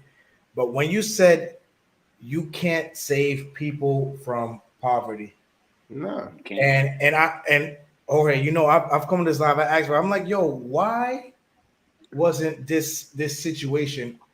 Because my whole time at DR, I've only dated seriously one Dominican chick. I was like, why wasn't this situation like more where the second party wasn't appreciative? Like, listen, said the story, took her from out under the tin roof, bunk bed, whatever, to high rise here in Santiago. And when you said like, yo, people want what you have and they will hate you from where you saved it from, I'm like, the grimy logic behind that is like, I don't even know. And that's anywhere. That's not just here. I was just about to say anywhere, bro. That's anywhere, bro. Every movie you've ever seen, right? Think about it, bro. Think about. Oh man, what was that fucking movie? Yo, fuck, yo, with Cameron. Paid in Full. Paid in Full, right? Look at Paid in Full. What happened, bro? Haters, right? Always a fucking hater. And the dude that set them all up in the movie and everything like that, hater, right? Yeah. Always the hater, bro. But that's that hater mentality, bro. And you can't check that in a person. They don't even know that that's wrong. Yep. Like you thinking somebody's like, "Oh, why you acting like that? Why you being like that? You're wrong." They don't see it as wrong. They don't know how to act any other way. They hate you for needing you to bring them up. That's the Judas complex. That's the Judas complex, man. And I learned that I learned that with my ex-wife. I'll be honest. I learned that you know, she kind of said it to me. She's like, "Why do I have?" And I'm just like, "Yo, pero entonces," and I'm like, "Wow, yo, I met you. You had nothing. When we finished up, yo, you had a car, you had a driver's license, you had clothes, you had jewelry. Shorty stole my gat and everything. You know what I'm saying? Because it was under her name and everything like that, right? And a gat in this country costs like 3,000 to 10,000. So you guys know. Like, what do you call it? She got me for every, like, no, I mean, I won, but anyway, she got the gat. That was it. But I looked at her mentality and I caught it, and I was like, yo, you can't bring nobody up out of poverty, bro. They will hate you for it in the end. Yep. And there's always the people closest to you. Always. Every movie shows us that. I set boundaries. I set stiff boundaries. Me personally. Go ahead, Javon. So Jorge has his answer to that test. Mario, what's your answer for men who move down here and they want to date or invest in somebody that's in poverty? Don't. Just don't do it. Come down here, smash what you want to smash, but hang out with people on your own socioeconomic level. There's no other answer to it. All my friends now that I have in the Dominican Republic are on my socioeconomic level. Like, I've had friends pick up tabs of 50,000 pesos at a restaurant and they wouldn't take $1 from me. Right? And then other times I drop it, whatever the case is, right? I hang out with people on my own socioeconomic level. There is no substitute for that. Yep. Take everything but the Glock. Yeah, the Glock is $11,000 in this country right now, just so you guys know, legit. It's about 11 to 12,000 US dollars for one handgun, legally. Anyway, so that's another story. Plus 20,000 pesos, plus 20 or 25 for the license on top of that. Anyway, so that's a used car. Hey, I got a question for you, Mario. You seem like a highly educated guy that I haven't been able to get this answer from. A lot of people search for this answer, and I, you know, I'm always labeled the bad guy. So my question for you is this: what benefit do you see for a man, let's just say, making a decent amount of money coming from the States, to be married or in a relationship, serious relationship? I know you've been through a divorce here. You've been through the whole situation. What advice or do you give a person like that? Let me just understand the question 100%. What would be right? the benefit of be married here in this country? None. What would be? I think there's one benefit: the cedula. No, but that's different. That has nothing to do with it. You don't need it. No. None. None. Unless the only benefit is if you really find your soulmate, right? Which can happen, right? I'm not gonna. This one that 1%. Let's talk about the 80%, like you said. I like that. None. Pause, gentlemen. I have my second female comment of the night. Shout out to all the ladies watching right now. Please be active. Please talk to me. This is an open channel. But Julissa Perez, she says, smash what you want to smash, but make sure you tell a woman that's what you want. Don't manipulate Dominican women because that's fucked up and demonic. No, I agree, and I agree with that. I agree. Like, don't manipulate people. Don't promise people something that you're not willing to deliver. I agree 100% with that. It's called managing expectations, right? We're talking about managing expectations. Like, I have my homegirls, and this happens to me a lot, right? Because of who I am and what I do. I have women that are like, "Oh yeah, but you don't need a girlfriend." And I'm like, and I ask them, I'm like, why would, no. So here's the thing, right? So here's an interesting conversation that I have all the time, right? A lot of women that want to be with me, they're like, you should get a girlfriend. And I'm like, why? Oh, because somebody that can cook for you, clean for you, and do this, that. I'm like, but that's a domestic housewife with sexual benefits. I don't need to get married for that. I have one girl that told me, oh, you need a girlfriend because when your car's broken down, you can use her car. I was like, are you fucking seriously even, like, what? Like, that was like super dumb. I agree with that. No, it has nothing to do with Dominican women. It has to do with women in general, right? Like, we're not going to break it down to Dominican women. We're going to do it to women in general. Manage expectations. Tell any women, whether you're in Dominican Republic, whether you're in Cuba, Venezuela, Brazil, or New York, right? You tell a woman, like, look, these are my expectations. This is what it is, and that's it. I agree with that. Manage expectations and say, hey, this is what I'm willing to offer up until this point. This is what I'm available emotionally for, right? Like I tell women a lot of times, I'm like, look, I'm working, I'm focused on my business, I'm doing what I have to do. I'm cool, I want to chill, party. And if anything else happens out of that, if there are feelings that develop after that, I can't control that, right? But manage expectations, of course. The worst thing to do is to try to tell a woman, oh yeah, I love you, oh baby, yeah, you my shit, and tell another. No, that's what people do here. That's why they have 5 families. Everybody here has 3 to 5 families. That's what they do. I don't do that. Hell no. Me neither. I'm with you, my brother. No, I don't know if you guys realize. So, and I asked this to my backstory is I grew up with a lot of Dominican dudes in New York, right? And I asked my boy one time, yo, he had his wifey and everything. He had another wifey, and I met my shorty through his second wifey, right? And I was like, yo, I could understand having a wifey and you smashing on the side, right? I was like, but why do you guys have like 2 to 3 families? You have kids with all of them. Like everybody I know, one of my ex-girls in Santo Domingo, her dad's a surgeon here, and she has a sister her same age, and this guy got like 3 families going on. I'm like, yo, that shit defeats the whole purpose, like smashing on the side. Like mad stress, mad bills. No, we're just like that. We're just like that. So I'll never understand that, right? That's a culture thing here. Like they like to have multiple families at the same time running, or whatever the case is. But no, of course, like tell the truth, obviously. But like, just so you guys know, right? Dominican men don't tell the truth. I don't know if you guys know, but Dominican men do not tell the truth. These guys have 2 to 3, 4 families. They're not just having one family having sex with women on the side. They have 2 to 3 families at any given time. I'm personally not with that shit. I tell people, look, this is what it is. I'm emotionally unavailable for more than this unless something happens, right? And that's it. That's it. So I agree with that. It's like, yeah, nah, you tell them what it is. You don't lead them on, but they shouldn't lead you on either. They shouldn't tell you, ay, papi, yo te quiero. And the minute you get on an airplane, she goes with fucking the guy at the bar and smashes him in the fucking cabana.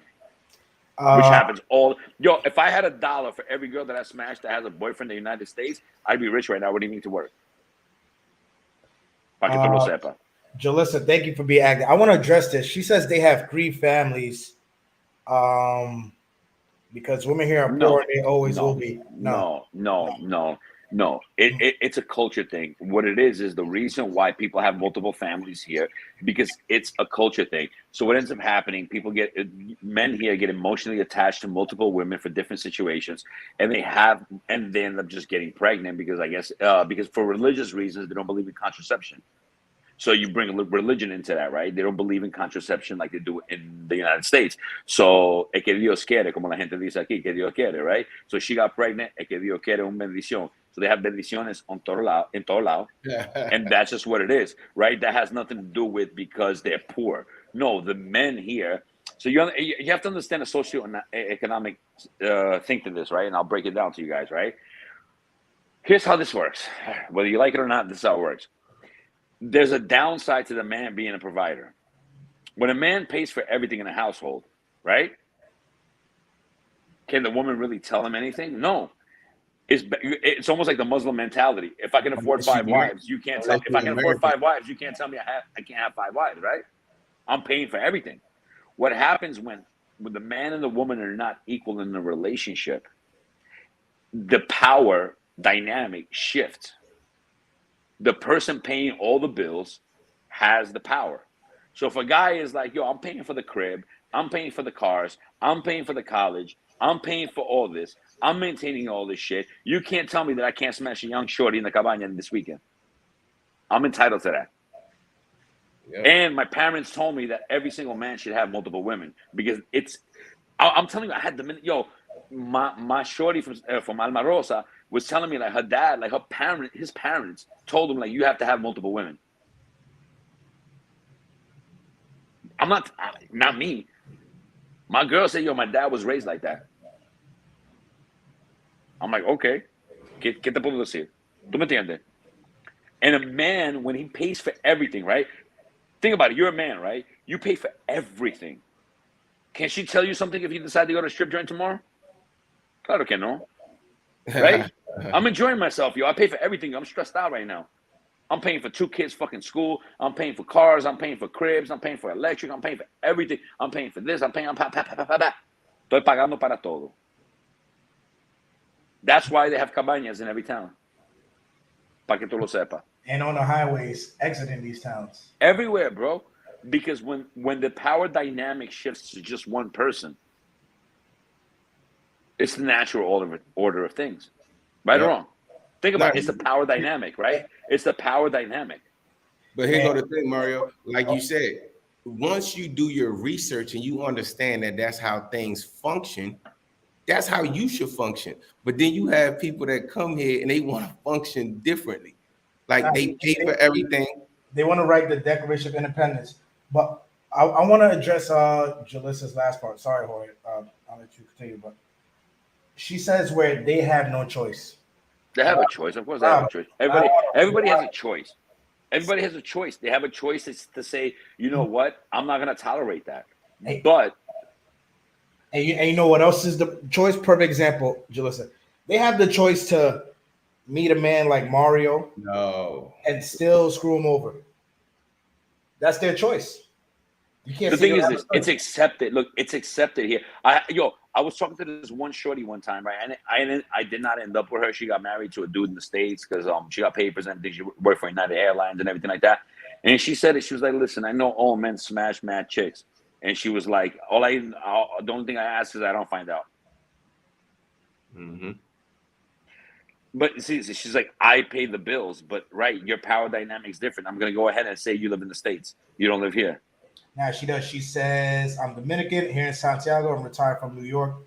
Right. You have money coming from New York. I'm retired. I would never sleep with a man. Right. You see what I'm saying though? Look, that just justified the entire conversation we just had because she knows how motherfuckers are here, right? And we're not talking about expats, we're talking about Dominican dudes, right? That just justified everything. I would never sleep with a man here because they are how they are. Ija. And they have another choice too. They just want that lifestyle, though. They want, bro. They have cabañas, bro. There's a reason why there are cabañas in every town. Let's just break it down. Okay, is the same man crying to God because he broke? Yeah, exactly. Because Dios quiere, bro. And you know what I say about that? I have a funny thing about that, right? Because all the people that fuck me over in this country, siempre dice como con Dios quiere, con Dios pa'lante, con Dios bendecido y todo, right? Hold up. You guys are adults, right? Have you ever had anybody, hold up. I can tell you personally, I've had 100 people screw me over, and those people always in las redes sociales y todo, que Dios quiere, con Dios. Have you ever had anybody, hold up, have you ever had anybody say, I'm going to screw you over in the name of Lucifer? No. I'm going to screw you over in the name of Satan. In the name of Satan, I'm going to screw you. Nobody. That's not a thing, right? In the name of Dios. No, she's right about that. Look, she justified it, bro. El hombre dominicano le gusta pila de mujer, le gusta el coro sano, le gusta la cabaña, le gusta el romo, le gusta andar rolar siempre, bro, porque es dominicano. Pila mujer y ya tú sabes, estamos activos, coño. Ay. Dominican, las mujeres dominicanas quieren un gringo para sacarlo de la pobreza y para sacarlo de la mierda de aquí. Y el hombre dominicano quiere una gringa para llevarlo para allá para que le da una visa, coño. Ya tú sabes. Yo sé cómo. Ay, Dios mío. Bro, I know how shit works, bro. I need like a PhD in science here, bro. Exactly. She said I wouldn't fuck with a Dominican. She even said I wouldn't fuck with a dude from here. Ella vive en Santiago y no quiere un dominicano. Entonces, ¿qué tú vas a encontrar? Un chino. Right. China, coño. Right. That's the first thing they all say. Un chino santiaguero. Ay, pasiva con chino, say. coño. Yo, bro, it justified everything I was telling you. The culture here is, smash as much as you can, hit the cabaña, maintain your family. As long as you can maintain your family and you can maintain one or two more, dale pa'lante, como un elefante, coño. And stack your bread. Stack your bread. Bro, this shit is a science, my dude. This shit is a science down here. Whether we agree on it, everybody here in this chat can be like, whatever, ya tú sabes, in this life. Shit is the way it is. My only job is to explain to you how it is, whether you agree with it or not. Nada que ver, tú sabes. I'm not here to change the world. I'm just here to make sure that I live my best life in it. And that's what I be trying to get to. After you change the way you date, has it been going well in the DR? How do you Yeah, view because I don't date. I don't date. exactly I the smash. way you I chill. You I smash smash, and you chill, chill. brother. I got my little shorties. I got shorties that like me, and I tell them, yo, tranquilo, mi amor. Déjame conocerte 2, 3 años. Déjame conocerte un rato, tú sabes. And I got my shit, yo lo digo a todas las mujeres, yo estoy enfocado en mi negocio. Yo estoy enfocado en mi negocio y mi empresa y ya. Mario, ¿tú eres casado? Sí, casado con mi empresa, casado con mi negocio, porque el cuarto siempre es fiel. yo. And that's what I be trying to have Mi people. cuarto siempre es fiel, coño. Yo, Aroma, I'm back in DR. You can see from the Chopper Bar TV, so I'm in Santiago. What's good, bro? How's everything going with you? Yo, I'm gonna see. I think Jalissa's gonna join. I'm gonna have Jalissa join and talk Dale to her. para adelante. Yo, money's always money. Yo, the business, the money is always loyal, bro. The money's always loyal, bro. The only thing in life that's loyal to you is money, bro. And I hate to say it, I don't want to sound like a materialistic ass dude because I'm not. No. But at the end of the day, everybody else will fuck you over. Your friends, your family, your best friends, cousins, next door neighbor will fuck you over. But the money is always loyal, bro. And here, or in most of these countries, you're put in a hell of an position where opportunity. Even if you just cut your bills in half, let's just say you're spending $5,000 or $10,000 in the States. Now you putting away $2,000-$3,000 a month. You should be all right. You should, bro. You know how fucked up it feels. Yo, people don't realize. You know how fucked up it feels to be looked at as a cash, as an ATM machine, bro. You know how fucked up that feels as a man to be only worth whatever you can pay for? I know people don't think about it, like women and people in general don't think about that. Yo, there's so much mental that goes into it. And I know, like, yo, you got the weird Sith lords like Jorge's like, man, that shit don't affect me. But yo, there's some type of mentality, like it's not that it affects you, is that if that's the way they play, use it to your advantage. You gotta play too. I get it. I'm gonna keep it 100. It affects me. Yeah, I'll be lying if I said anybody who tells you it doesn't affect you is lying. I'm gonna tell you why. That's what I'm saying. It hurts, bro. It hurts. It affects you, but you can use it to your advantage. Of course, it's gonna affect you, but you ain't gonna change it. You can, but it doesn't feel good, bro. It doesn't feel good like when I know I'm being just like I'm looked at as a provider. Like, of course, I'm also East European, right? So I'm American, but I'm also East European. So I have a few East European standards that I was raised by, right? Mm-hmm. And you know it's very I'm Latin, but I'm not like Hispanic. I'm Latin, like I'm from Europe, right? And I get it.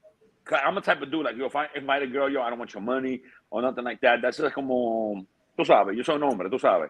Si yo te invito, oye, yo no quiero una mujer que gasta con dinero conmigo, no, eso no. Vamos a salir ya, tú sabes, yo voy a pagar para todo ya, tú sabes. But it fucking hurts, and it fucks you up when you know that you're only good as your last paycheck, bro. You're only as good as your money, bro. Because in this country, bro, if you ain't got no, I'm not saying you can't get a chick. Like, mira, el alfa, él está saliendo con la misma mujer de que estaba joven y vaina, tú sabes. But, like, it sucks to be looked at as just, like, an account, like what your monetary value is worth, right? It fucks you up, bro. That shit is a fucked up feeling, bro. Like, yo, like, you don't like me porque yo soy chistoso, porque yo soy bello, porque yo soy como lo que sea, tú sabes. A ti te gusta de mí porque yo tengo un estilo de vida que tú quieres. A ti te gusta mi estilo de vida y tú quieres compartir mi estilo de vida. Eso es lo que pasa. Exactly. And to add on to what Mara says, it's easy. Well, it's not easy because if it was any other situation where we know somebody was using us for what we bring, what we provide, we would cut them off. But now we tolerate it and not let it bother us because it's like, all right, it's women, it's what we need. They got this, they're giving us that, the smash, the booty, whatever. It's still in the back of your mind. I don't care what anybody says because the human brain is still untapped. Like it mentally, it will bother you. You guys know there's different levels of chapeo, see? Yeah. So my ex-wife. So I'm gonna tell you how my ex-wife got me, right? You guys know that my ex-wife never asked me for anything? Yep. Never. You know why? Because she knew you would give it to her. Eso chapeo full. That's that next level iced out baguette bezel hotter than the tea kettle. What? That is the fucked up. That is the most fucked up chapeo out of all of them. I can respect a girl that's like, yo, un chapeo full, see? I can respect that. But when the chapeo comes in the form of como amor, cariño, y te engaña en el final. You see what I did there? I didn't say final, I said final. ¿Tú me entiendes? El final. Yo, with the I. Yo, ¿Sí? I got two questions. Don't let me lose my train of thought. Shout out to Ash for the super chat. He says most chicks should get a return after giving out the kitty. That's any country. They always look for an equal value in return. Shaking my head. Yes, I mean, that'd be true. Charles Keys, thank you. Get your own apartment and rent a lady when you need one. Yeah, but you also, you know what? That works sometimes. But I'll give you the other side to that, right? I have a few homegirls, right, that I chill with, that I smash, that don't ask me for nothing, and they're dope. Like, we just chill, and it makes you feel good when you're chilling with a chick that doesn't want anything from you but just compartir contigo. Tú sabes. I have a few girls like that. I have like 3 girls like that right now, right? And that's dope. That's dope. Where they just want to chill. They just want to chill. Yeah, okay, I'll buy beers, I'll buy drinks, we go out to eat or whatever. But they never ask me for nothing. That's dope. That's when you feel dope. That's when you feel like, yo, appreciate it. ¿Tú me entiendes? Mm-hmm. Wow. Yeah, it's cool to say, like, you know, and it's cool, like, yeah, most of the time, yo, ya tú sabes, negocio, socio. But when you can find 2 to 3 that are like that, that's the bomb. That's the old people used to say, that's the bee's knees. But you know, one thing that I've noticed about that too, Mario, when you find those, you want to help them anyway. Yeah, because you're naturally like that. If you're a good person, you're gonna do that. Like, I got my shorties, I go to New York, I'm like, yo, you need some sneakers, you need this, you need that, whatever, ya lo que sea, tú sabes, te lo va a comprar, no importa. Because they don't ask me for nothing. They're not pretentious, right? But those are rare though, man. And again, here we go, right? The 10%, right? Yep. That's your 10% right there, right? They exist. I got those too. I've always said from day one, if these girls were more intelligent and played the long game, like you said your ex-wife did with these jokers, it'd be lights out. Lights out. So that's what I be saying. Be thankful that they can't play the long game, that they think dia.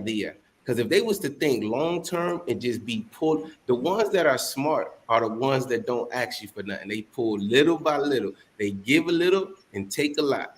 Give a little, take a lot. I'm telling you, man. But how do you protect yourself from that? Boundaries and contracts. Dry begging.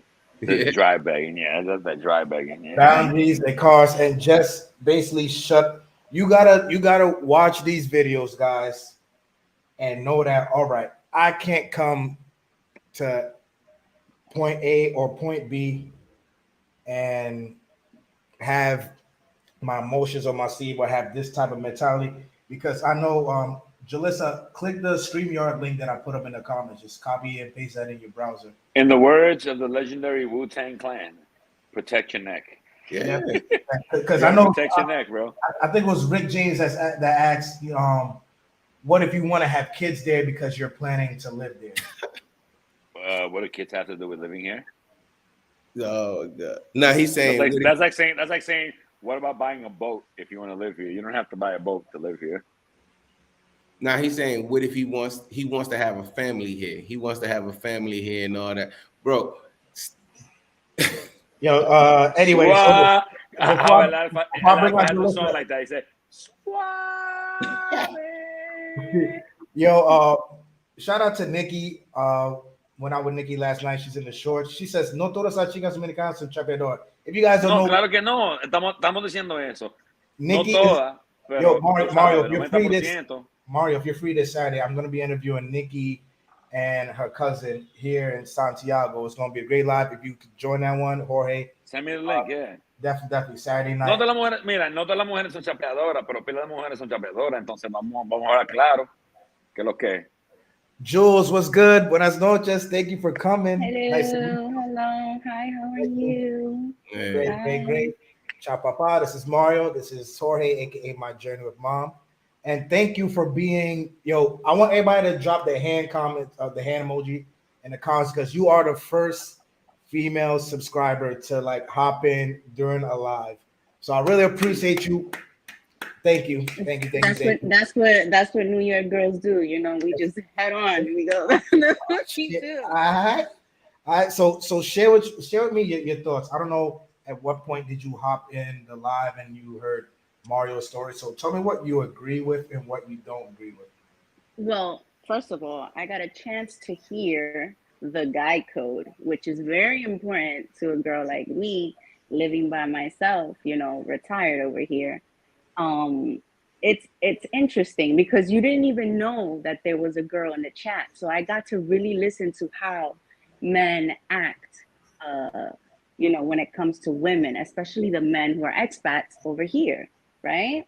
And it's scary. Even when you think like there might be a possibility that you could find a gentleman, right, who like just wants to have like that romance kind of thing, like, oh, she's retired, I'm gonna be retired, like let's just be retired, let's just be happy, and you know, just live our best life. You know, I'm completely like baffled, and it's not the truth.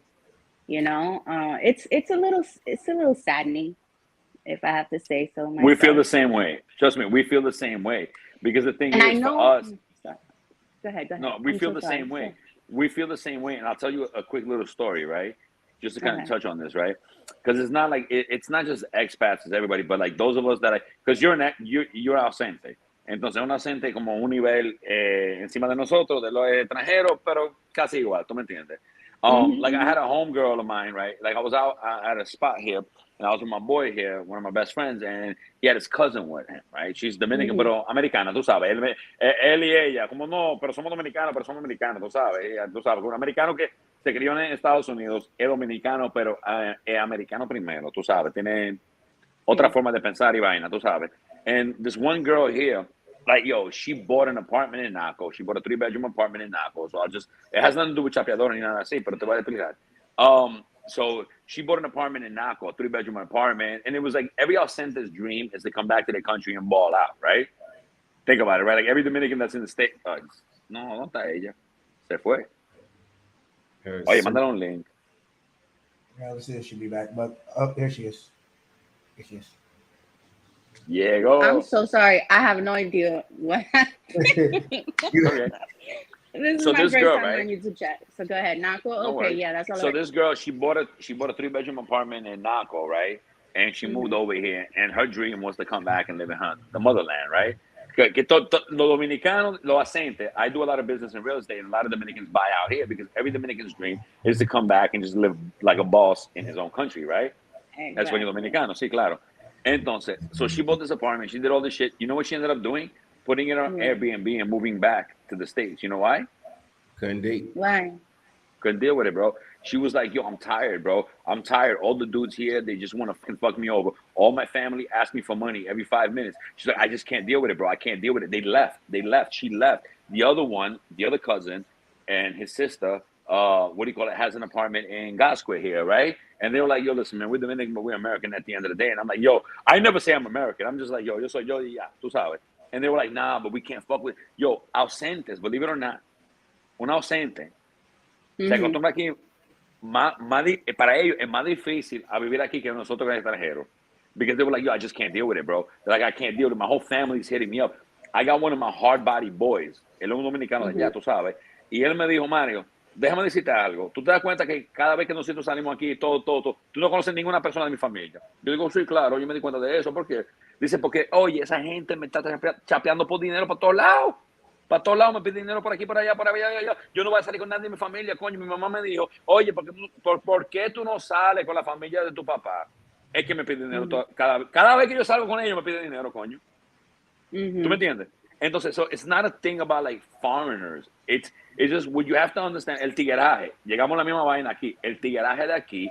And I'm East European, right? So I remember how it was in Romania. I'm Romanian, so I remember how it was before the Iron Curtain fell, right? Yeah, so I would go to Romania, and people would be like, oh, yo, what's up? You from the States, yo? They would be like, yo, that's so cool. I wish somebody would like buy me a VCR, yo. Or like, tú sabes, el chapeo también, el mismo chapeo, coño. Tú sabes, la gente que oye, bring me some blue Wow, that's jeans horrible. y vaina, tú sabes, y un tenis nuevo y vaina, tú sabes. La gente la misma vaina, tú sabes. It's not unique to the Dominican Republic, that shit, right? I But understand what you're saying. I understand. Totally understand so what you're that's what saying. happens. It's like, and here, like as an American Dominican, because you're American at the end of the day, tú eres the same thing. Like I said, you're just one level above us, but you're like right in the, you're more us than you're them, right? And what happens is every dude's gonna be like, oye, pero es americana, ella tiene pasaporte americano, déjame preñarlo, coño. Let Ya me tú tell you sabes, something. Let me tell you ¿no? a story. I was here. Yo sé. I was here for not even a week, and I have a daughter, right? So I put her in a private school, and Rico, I coño. almost got raped in the car on the way to my daughter's school with my daughter in the car by a man. And he took us to an alley and he put the child lock and he was saying a whole bunch of things to me, but looking at my daughter while he was saying it. It was the scariest shit in the world. And you don't understand, like my family would've here, changed we're very connected on some like Tony Montana shit, right?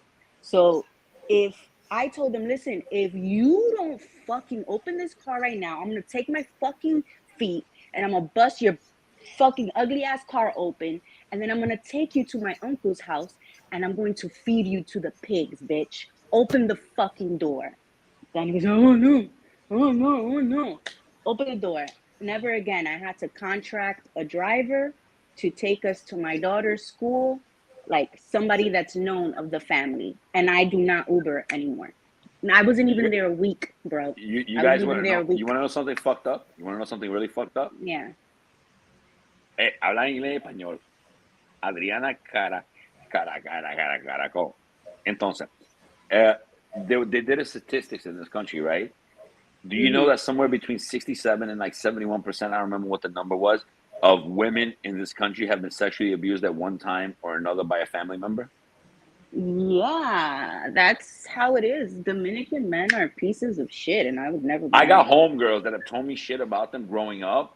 Yo, bro, that shit is like, yo, girls that like, yo, te pones como suicidal, bro. Yo, the shit is fucked up. Tú sabes, el machismo y vaina, tú sabes. Eso está heavy aquí. Esa vaina está Yeah, heavy aquí. No, and it's that's what I mean. But crazy. you can meet, look, you can meet people here, right? That's not to say that you can't. And I'm always like, look, I know the majority of the way things are the way things are, and we're never going to change that. Not one of us can change the way the culture is and the way things are. You can meet a good person, but how do you meet a good person? Well, okay, you follow certain steps. You meet people on your socioeconomic level. You meet people that are doing their thing. You meet people that are in your class of people, right?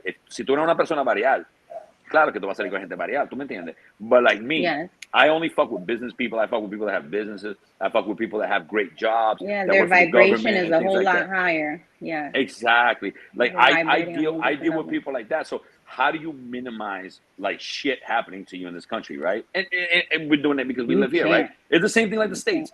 Look, it's the same thing as the States. Yo, bro, if I'm in the States, right? Habla inglés, español con Adriana, ¿qué coño? Ella no habla inglés, coño. Entonces, no, quédate con... Mira, uno debe... Es que uno debe quedarse en un coro de su nivel. ¿Tú me entiendes? Exactly. Sí, Gente que, yo si tú tienes entiendo. cuarto, tú debes salir con gente que tiene cuarto, porque si la gente no tiene cuarto y tú sales con un para allá, tú sabes que te va a pasar una Son vaina. locos del barrio. Adiós. You are what you Exactamente. eat. If you go to the barrio and you try to find a man, you are yourself, are from the barrio. Like, clearly, you might be rich as fuck, but you don't know your value. You don't know your worth. Y Thank you eso for, no solamente thank you for pasa, mira, translating.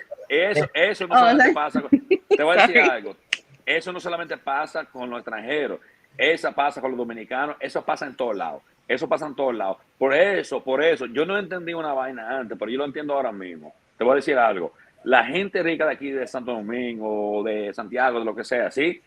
Siempre son muy guardados, se queda muy guardado con todo, no hace coro con nadie. Y yo no entendí eso, porque la gente son muy tacaños, son muy como así. Porque uno debe manejarse de esa manera. Sí. Yep. Julius, You gotta protect yourself. I have a question for you. So from hearing, I didn't really speak tonight on my experiences, but from hearing Mario talk and from hearing Jorge's game plan, you as a female expat, Yeah. What do you are is it like, all right, you understand it's justifiable, or what do you think? It's like, it's too much, da, da. Because Mario said he's put in years and years and years for him to realize like, yo, shit isn't sweet. It's not gonna work. I'm gonna have to change. Jorge is like, listen, I'm not even gonna think about it. The L word isn't gonna cross my way. The R word isn't gonna cross my way. It's just gonna be business. So how long have you been living in Santiago? I've only been here for like 2.5 months already. Okay, Just okay. 2.5. I'm like real brand new with it. Jorge, help me out here. Whatever I'm saying, Kate, we're gonna work as a team, yeah. So Jorge, I say Okay, something. wait. Jorge, I say something. You when I say something, Jorge say the Spanish. When Mario says something in Spanish, this is gonna say the English. Teamwork, yeah. Ready? Break. Nah, he crazy. Pero amor, Okay, so ¿cuánto tiempo tú tienes aquí? 2 meses y medio. Ay, mi amor, tú eres una nuevecita aquí, un bebé. How Ya tú about to Una say? sabes. Oye, una bebecita, mira, una bebecita. lo que pasa. Te voy a decirte algo. En un año podemos revisar ese tema, ¿sí? Podemos hablar de la misma vaina en un año. Porque te voy a decir una cosa. Que en un año tú vas a ver la cosa totalmente diferente. Te voy a decir algo. No hay que tener dinero para ser una persona educada o ser cultura. Claro que no. El dinero no significa cultura, tú sabes. Hay pila de gente que son ricas, que son del diablo, tú sabes. Pero estamos hablando en general. El dinero maneja todo, ¿sí? I'm from Romania. Oh, shit, we got another person. Che, faci mă, nene, mă, să și tu român, mă. Perdón, yo hablo 3 idiomas, entonces. Lo que pasa es que después que tú vas a tener como 1 año, 2 años viviendo aquí, ¿sí? Vamos, ojalá que tú puedas aguantarlo, porque mucha gente viene por aquí y se va después. No, ¿Se es que va? yo lo puedo aguantar. Tú no quieres meterte conmigo y mi familia. Uy, Mi pero esta mujer familia, está fuerte, mi coño. familia Tú son estás fuerte, matadores. Tenemos fincas que van hasta el otro mundo. ¿Tú me entiendes? Oye, déjame ver, Aquí tú no déjame ver. puedes. Tu apellido es Abinader. Pérez. Mi apellido es Pérez. Abinader de Hipólito de qué? Llegó No, papá, no, no. llegó mamá, ya tú No, sabes, yo estamos en también eso. yo tengo un Wait, plan. Jules, you ¿verdad? gotta answer. You gotta answer him in English because. Oh, you want me to say it in English? Yeah, I'm trying to be like just Yo, fair this to everybody. yo, Okay. free Spanish lessons on Chapapa TV tonight. Y'all welcome. We got the Spanish and the translation for you. You're not getting this anywhere else. Okay. So that's never going to happen to me because when I get into a situation, I evaluate it afterwards. Like that part that happened to me in the cab. I know I can't take an Uber. I have to call my uncle. I need a driver. I need your driver. And he will come and bring the driver and take my daughter to school. Yo, imagine how fucked. Hold up, but imagine how fucked up it is, right? Imagine how fucked it's up very it is that fucked she up. can't A take lot an of Uber, people, right? they're not like fortunate like that to do that. But Thank imagine God. how fucked up. I thank God. Imagine how that fucked up the I can dudes do are that. here that she can't even take an Uber, my dude. I That shit is I fucked up. can't Ya take tú an Uber. sabes. Eso está feo, I bro. can't take an Esto es Uber. más feo que la gente que anda feo, que no sabe que The son feos. Haitians grabbed my hand talking about what time is it, so I could take my iPhone now, and they could probably steal the shit. Like, you know what I mean? I don't walk. I don't walk, and I can't drive because I suffer from stroke. So if I get a stroke and I'm driving, it's over for me, you know. And I got a little baby. I gotta be smart. You know what I mean? So yeah, no, I do not. And if something comes up, something else comes up, it's like I'm going to track that man down, and he is going to die somehow. He's gonna die. So we go back. Hold up. So we Don't go play back that to shit. we go back to what. So we go back to where we started in this chat. Para vivir aquí, uno debe ser un tigre full 200% y ya tigueraje hasta la muerte, ¿viste? You gotta have thick skin. Yep, you gotta. Right? have But yeah, this no, shit, like walk away. I was saying, I have like a 3-year plan. So I have this apartment right now. I'm like right by Homes, right? The hospital. So I have this apartment. Villa María, o cómo se llama esa Yeah. vaina para allá. Yeah, Villa Olga, Villa María. Hold on, So, Ash. Okay. Ash, sorry, Jules. Yeah, I know we're gonna get back on topic. I wanted Jules to talk a little bit about herself, but so Jules, you got Mario, you got Jorge, and you, like you said, you were here from the beginning. You were listening. You were paying attention. Is there anything wrong for now men to listen to these two gentlemen and to come here with that mindset, with the Mario mindset Don't matter how much time I put in, it's not going to work. But the Jorge mindset, do this route. It's much simpler, easier, protected, easy to jump out the plane with the parachute. No, hold on. We're talking about the 80% though. We're not saying that it's not going to happen. We're saying for most people, it's not going to work out that way. So let's be clear. So okay. For most people, if you come out here and something happens to you and you don't have that alternative to make some other way and go left, you know, when you try to go right, that's going to be an issue for you. Because over here is no joke, whether you're an expat or not.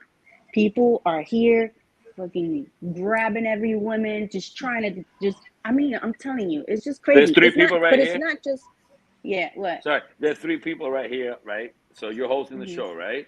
And there are 3 people here telling you the same thing. Tigres, protect your neck. We're right back where we started. Protect your neck. Out here. I use the term. There was a movie, right? I don't know if you guys ever remember that movie, No Country for Old Men. This is I've heard of it, yes. Yeah, it's Gerard Depardieu. No, I forgot who. No me recuerdo, man. Pero the whole point is, this is no country for old men. And people here say to me a lot of times, like, Mario, tú eres un tigre, coño. Tú andas por la calle como siempre, peleando con todo el mundo. Ya, claro, y todo lo mío aquí. Yo, bro, you got to be like, yo, 24/7 activo aquí. You got to be like, yo, pam. No aguanto nada. Que tú sabes. But it also depends. It also depends what type of lifestyle you want to live too. If you're always going out and going clubbing and drinking, you know that something is going to happen to you, whether it's somebody talking shit to you, if you're doing or business, whatever. If you're doing business here, you're gonna like I have 3 offices in 3 cities, right? Imagínate. A mí me pasa de todo. But men, not so much men. I think women have to worry more about the troubles in Dominican Republic than men. Yes. No. La mujer aquí tiene problemas sexuales. La mujer tiene problemas con los hombres sobre la vaina de ¿cómo se dice? Abuso sexual y vaina, ¿sí? Sí. Pero el tigraje.com está por todos lados. La gente aquí quiere coger uno como un pendejo por todos lados. Exactly. Eso no importa si tú eres hombre, mujer. Tú puedes ser un niño, la gente te quiere engañar aquí. Eso no importa. Because everybody, you know why? Women, child, man, everybody's out for blood. Exactly. People who are born here, they're out for blood. Jules, look at the Phil Jackson method.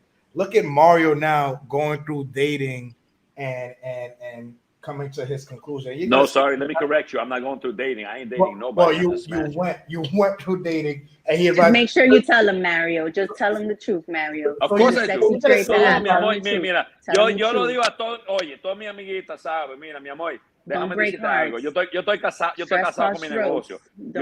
Yo estoy casado con mi empresa. Yo estoy casado con mi negocio. Yo estoy casado con mi cuarto. He's married to his business and his con mi cuarto. Sin cuarto no es paraíso, digo yo siempre. He said, without money, there's no paradise. Jules, so how are you gonna say after the product of these 2 gentlemen that men don't have it, expat men, because this is the expat channel, that expat men don't have it as bad when they move to this foreign country specifically? Because end of the day, it's cool, it works for us, it protects us, but we can't justify this shit as normal. What you got? This shit ain't normal. No, it's not normal. It's far from normal. This shit is the Twilight Zone. What are you talking about? I love it. It works for us. It protects us. It makes us happy and fluffy inside. Phil Jackson system. No more dating. No more love. But it's not normal, right, Jorge? No. Okay. What is normal? It's not normal. That's what I was about to say. It's not normal for people in the States, but it's a normality here. So if you choose to live here, you gotta operate like the people here. Lori, no, that's not true. Because do I look like one of the street girls that be out on the street like, hey, let me get your money, Nah, they don't even be out on the street. They be in the supermarkets, they be in the banks, they be in the lawyers' offices.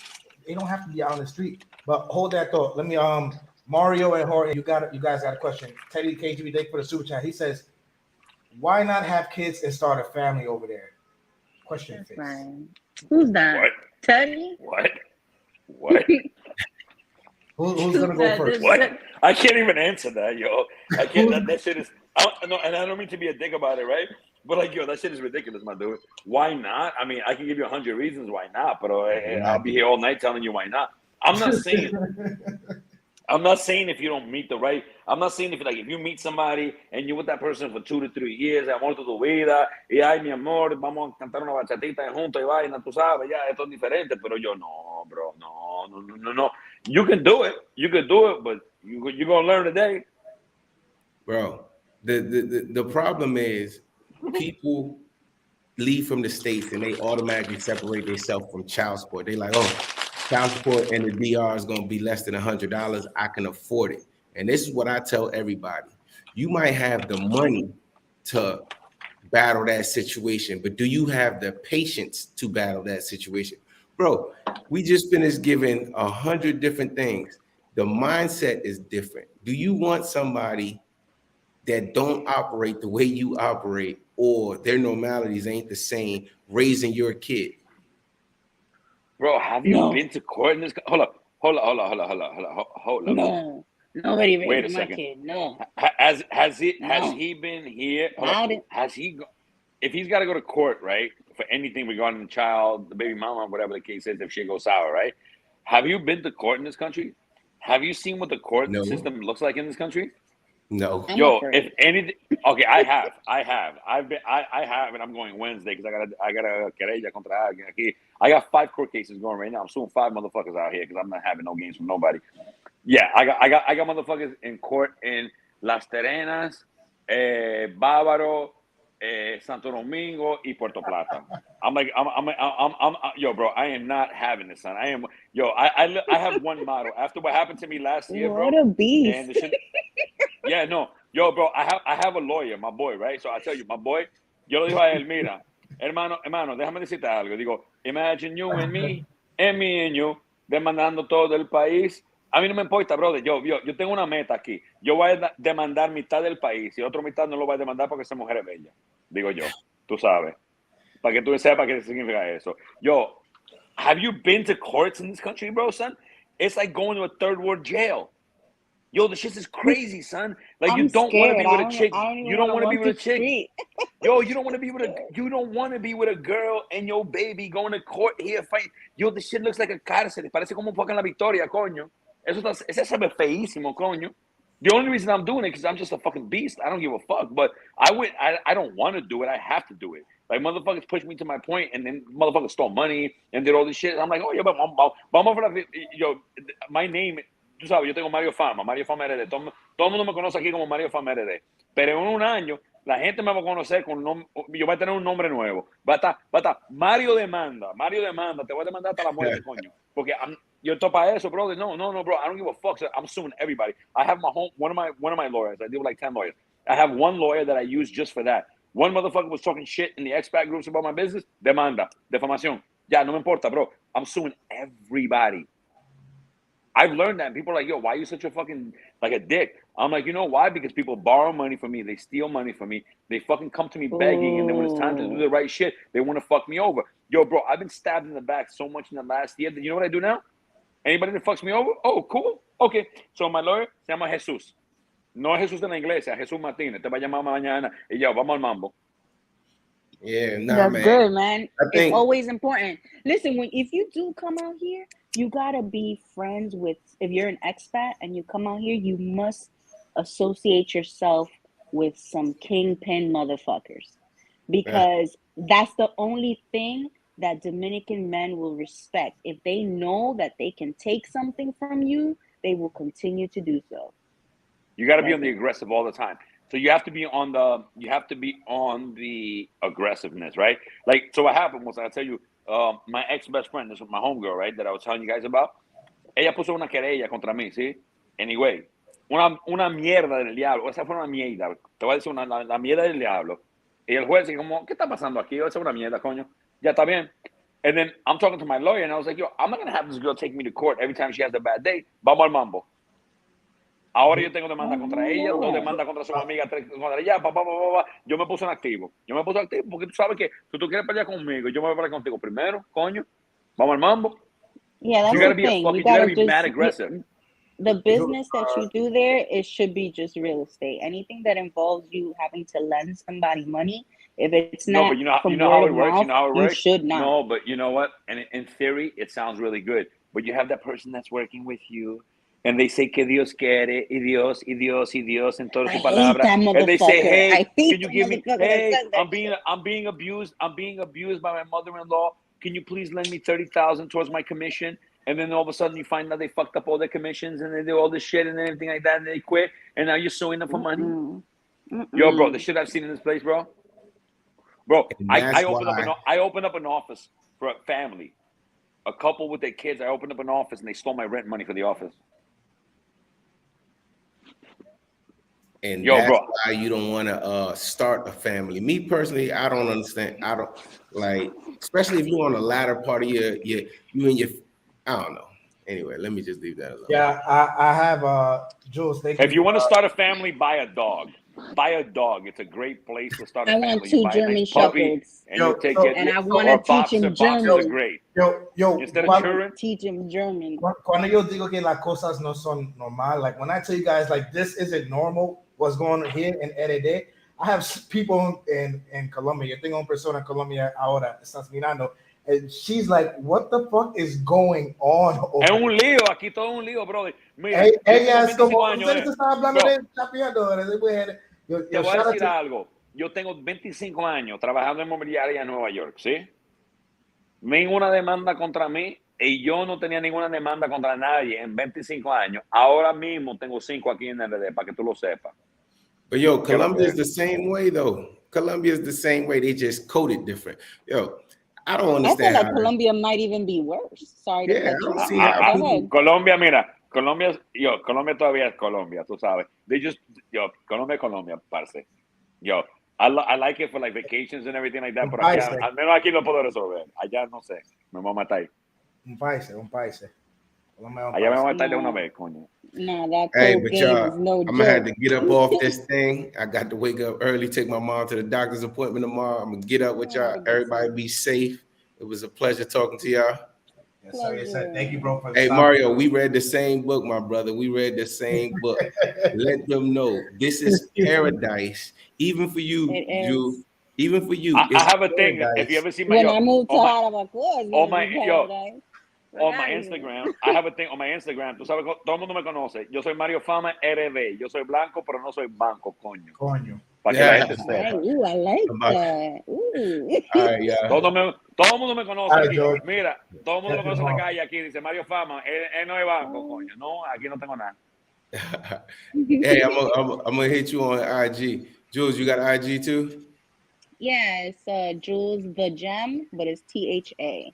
So All Jules right, the cool. Gem. Mine is Mario safe. Fama RD. Mario Fama RD. Mario Fama RD. Okay. Enjoy paradise. Yo soy blanco, pero soy banco, coño. Thank you. I try. Enjoy paradise, people. Enjoy paradise. Jorge, we're definitely gonna have to do this live again with Mario, maybe this Saturday when we get Adriana and Nikki on. That's definitely gonna be a good one. Make sure you guys set your notification bell. Jules, is it spelled like that? A pleasure, guys. GE? Yeah, GEM. GEM. Like a gemstone. Yeah. Okay. Jules the Gem. Jules. And Gem. Mario Fama RD, así yo tengo aquí. Mario Fama RD, todo el mundo me conoce así. That one word. How about you? Chava, I have a question for you. Hey, what's up? What's the craziest shit you've been through over here, or the craziest shit that you have seen? Oof. Because I know you be out here in these streets.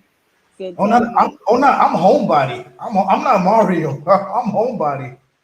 I actually follow you on Instagram, Jabba. You are lying to me right now. You are lying. Listen. I see those crazy rated R stories you be having, like rated R story. All right, I'm lying. All right, it's like PG-13, bro. It's PG-13. Yeah, it's like PG-13. It's like PG. Nah, I was outside the country because I was actually doing some recon because I'm moving out of DR. So it's funny. You're just No, yeah. I why? gotta go. I gotta go. It's funny because you're just getting here, like, oh, like Will Smith when he just got to Bel Air, and I'm like him season 6, like, all right, I'm ready to get out of this crib. So Really? yeah, so You're I was done in. here? Yeah, I'm done. I'm done. I was in Colombia. I was in Brazil. I liked Brazil more, Hmm. so I'm gonna stick with Brazil. But the craziest thing I've been through here now what like with in terms of business, in terms of relationships, in terms of people, friends, like what exactly? Because different types of crazy. Well, like, do you go to the barrios and stuff and chill and see like crazy wild shit happening? No, you For don't? what? Oh For what? wow. For what? I don't know. I just be thinking like my mentality when an expat goes to the Dominican Republic, the first thing I think is like you just there's just parties galore. So like I haven't been to a party here and I don't think I ever would go, but like what I don't know. I want to know what it looks like. I'm so curious to know like how Dominicans party down here. I Uh, refuse. I'm too scared. Hold on. I'm So too scared. Haitian gunman has a question for you. He said, Jules, so the Haitian dude just walked up to you and grabbed your hand, just like that, with no fear. Yeah, yeah. And there's two incidents. It was a Dominican man and a Haitian man. And I'm not racist at all, but that's just what they were. The Haitian man was at least a little bit more respectful than the Dominican man. Crazy, you would think like, eh, no, let me not say that because that's gonna sound a little racist, and I'm definitely not racist. My daughter's black, so but he grabbed my hand, and it was like it was just disgusting. It was disgusting. Like it wasn't even a gentleman grab, like a sway of the hand, like gentle, calm. It was more like, bitch, I want you. Like come on. And I was just so scared, trembling. And I'm like, I can't. I told my uncle, please get me a car because I don't know what to do. And I need to be here because just financial wise, it's just way better for me here, you know? All But right. yeah, So, that's my story. all right. So to answer your question about partying, I don't party like that. The only times I party here in the Dominican Republic was um, you know, probably well in Santiago, I probably go to like the little clubs, little bars, whatever. But no, I'm Mm, lying. My only one barrio party was in December. And that was one time I was in Rio San Juan. I was what with was my that like? ex-girlfriend.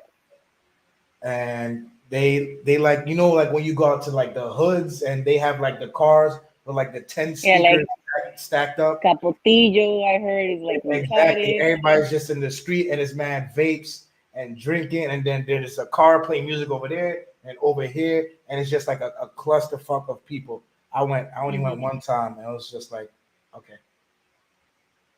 Wow. Oh God, I'm so scared. I'm a homebody myself. I'll stay home just But to you, like protect but me and my kid. I got guns, yo. I pop a motherfucker in his face. but you, so you came out here like ready to party. No, I came here ready to retire. Okay, okay. Like I'm I said, I'm retired. don't let the Instagram fool you. I'm a homebody. Like it's very hard pressed to like get me out of the crib. Like I'm homebody. So I go out when I need to. Like I tell my friends, like, yo, y'all have a max 3 or 4 times a year that I would go out. So use them wisely. That's something that I would want to do. Maybe like occasion, like if it's my birthday, I would want to go out. Mhm. But again, it's gonna be with people who can maneuver here like the back of their hand because I won't do it by myself or even with a bunch of girls because that right there is like a dude magnet. And they see a Right. whole bunch of girls and they got their little expat friends, like, yeah, let's go get this group of girls. No, I would never. I would never. I would never. But what is your I'm just curious. What is your zodiac sign? What is your zodiac sign? What'd you think? You're definitely either a fire or air sign. And that would be, let me see. You look like you are a Sagittarius. Oh, you know what? That's December. No, it's November. Also, you know what? That's not bad because I was born on the last day of Scorpio. I'm a Scorpio. You're a Scorpio. Yes, ma'am. Thank you. Thank you very Oh, much. you got the stinger. Okay. All right. Thank you very Okay, much. Thank okay. you. Thank you. Thank you. Yeah. Yeah, I'm a Leo. I'm really into zodiac signs, so I always ask somebody what their sign is. It's just me, and then I can see what type of person I'm talking to. You know what I mean? I get you. So, what else? So, what told you about me? Like, oh, you know, he's a fire air sign. Like, and don't say the YouTube, don't say the Instagram, because it can't be. Well, It I can't, don't know. I because you look so outgoing. Usually Scorpios, they're well, not usually, they're water signs. So Mhm. water flows, right? So you do flow, but also you're out there like fire, like air.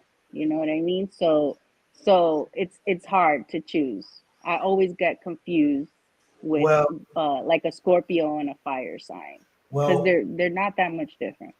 well. There's different ways of water being out there flowing, where you can see it. You can see waterfalls. There's floods. Mhm. There's oceans. So you can't just Mhm. say water's all docile and low key or whatever. It has its moments, right? When it No, rains, yeah, Scorpios are definitely homebodies. My brother is a Scorpio, and that is my ace. So we be homebodying it all day. Like he's just homebody man. Scorpios are cool. I love Scorpios, and you guys are really emotional and in tune with your emotions too. you You said you said do we're very emotional. awesome. Yeah, but to yourself, Okay, okay, like okay. to yourself. That's my brother all day, and you could sleep all day if you want to. Like you sleep all day. Homebody, yo, yeah, yo. I do this YouTube thing and Instagram thing for you guys because I like me personally. I like bringing people joy. I like bringing people smiles, give Yeah, people what you something to look do is forward to. awesome. But I'm homebody, yeah. I'm homebody. Let me see what Mario said. Mario hit me up. Now, hold on, Jules. Let me see. Yo, my bad. Sure. That's all good. We still here. Hop in when you get the chance. So, Jules, what made you move out to Santiago? Well, I actually was fighting my disability for about 4 years. I've actually been disabled since I was born. So, um, I finally found out that I can apply for disability for my issues, right? Right. So it took me 4 years to finally get it. So I got like two big fat checks, and then I get my monthly payments, right? And then I also like to work. I still work, but it's not mandatory. Like if I don't want to work, I don't have to, you know? So I don't I don't work like, but I do. But I get US money because the company I work for is like a universal company. Right. So I make my US dollars over here, and I do it through the computer. Um, and it just happened to be a thing that it's like, oh, okay, like my mortgage in New York is like $5,000. Like I can't afford that with what I get, right? Just solely off of what I get, without having to work. So I said to myself, oh my God, like rent over here is stupid. It's like it's nothing. It's absolutely nothing, and I can have a helper, I can have a driver, I can have everything that I want. Like practically what I make here, people look at me like I'm rich, right? But if I move back to New York, I still need to work, you know? Right. And not only that, but my daughter, she's also disabled. Like I almost died giving birth to her. She's really small. She was 3 pounds. And I also got two big checks for her, and I got my monthly payments for her. right? So I came here because I knew that it would be way better for me when I buy my home, right? Which should be in a year, and I could you know, leave something for her if I was to pass away, right? Right. So really that's why I'm here. Okay. Just to get that started. Okay. So what made you choose Santiago? How long did it take you to decide? And was there like any resistance from family in New York or Oh friends? Or yeah. it was like, you know, don't go Yeah. where you're going. My mom and dad, my dad was like, "You have everything here. We own a house in New York. You have absolutely everything that you could possibly need. Why do you want to do this?" And I said, "Well, because I'm super independent. Like, it doesn't matter whether I'm disabled or not. I want to say that I left my daughter $500,000. Like, I want to say that as opposed to my father, me being under my father's wing. You know what I mean?" Right. He's like, "Oh, well, you have your inheritance here. Just wait for your inheritance." No, I want my own shit. You know what I mean? I want my own shit. Let me get my own shit, please. And I moved to Santiago because I think it's probably the safest place in the Dominican Republic, to be honest with you. Like that's not like one of like that's not Sosua or something like that, like by the beach or something like that. You know what I mean? I think this and Jarabacoa are probably the two best places that I know of that are safe, in my opinion. Yeah, Harbaco is definitely a good area to live in. It's just far from everything.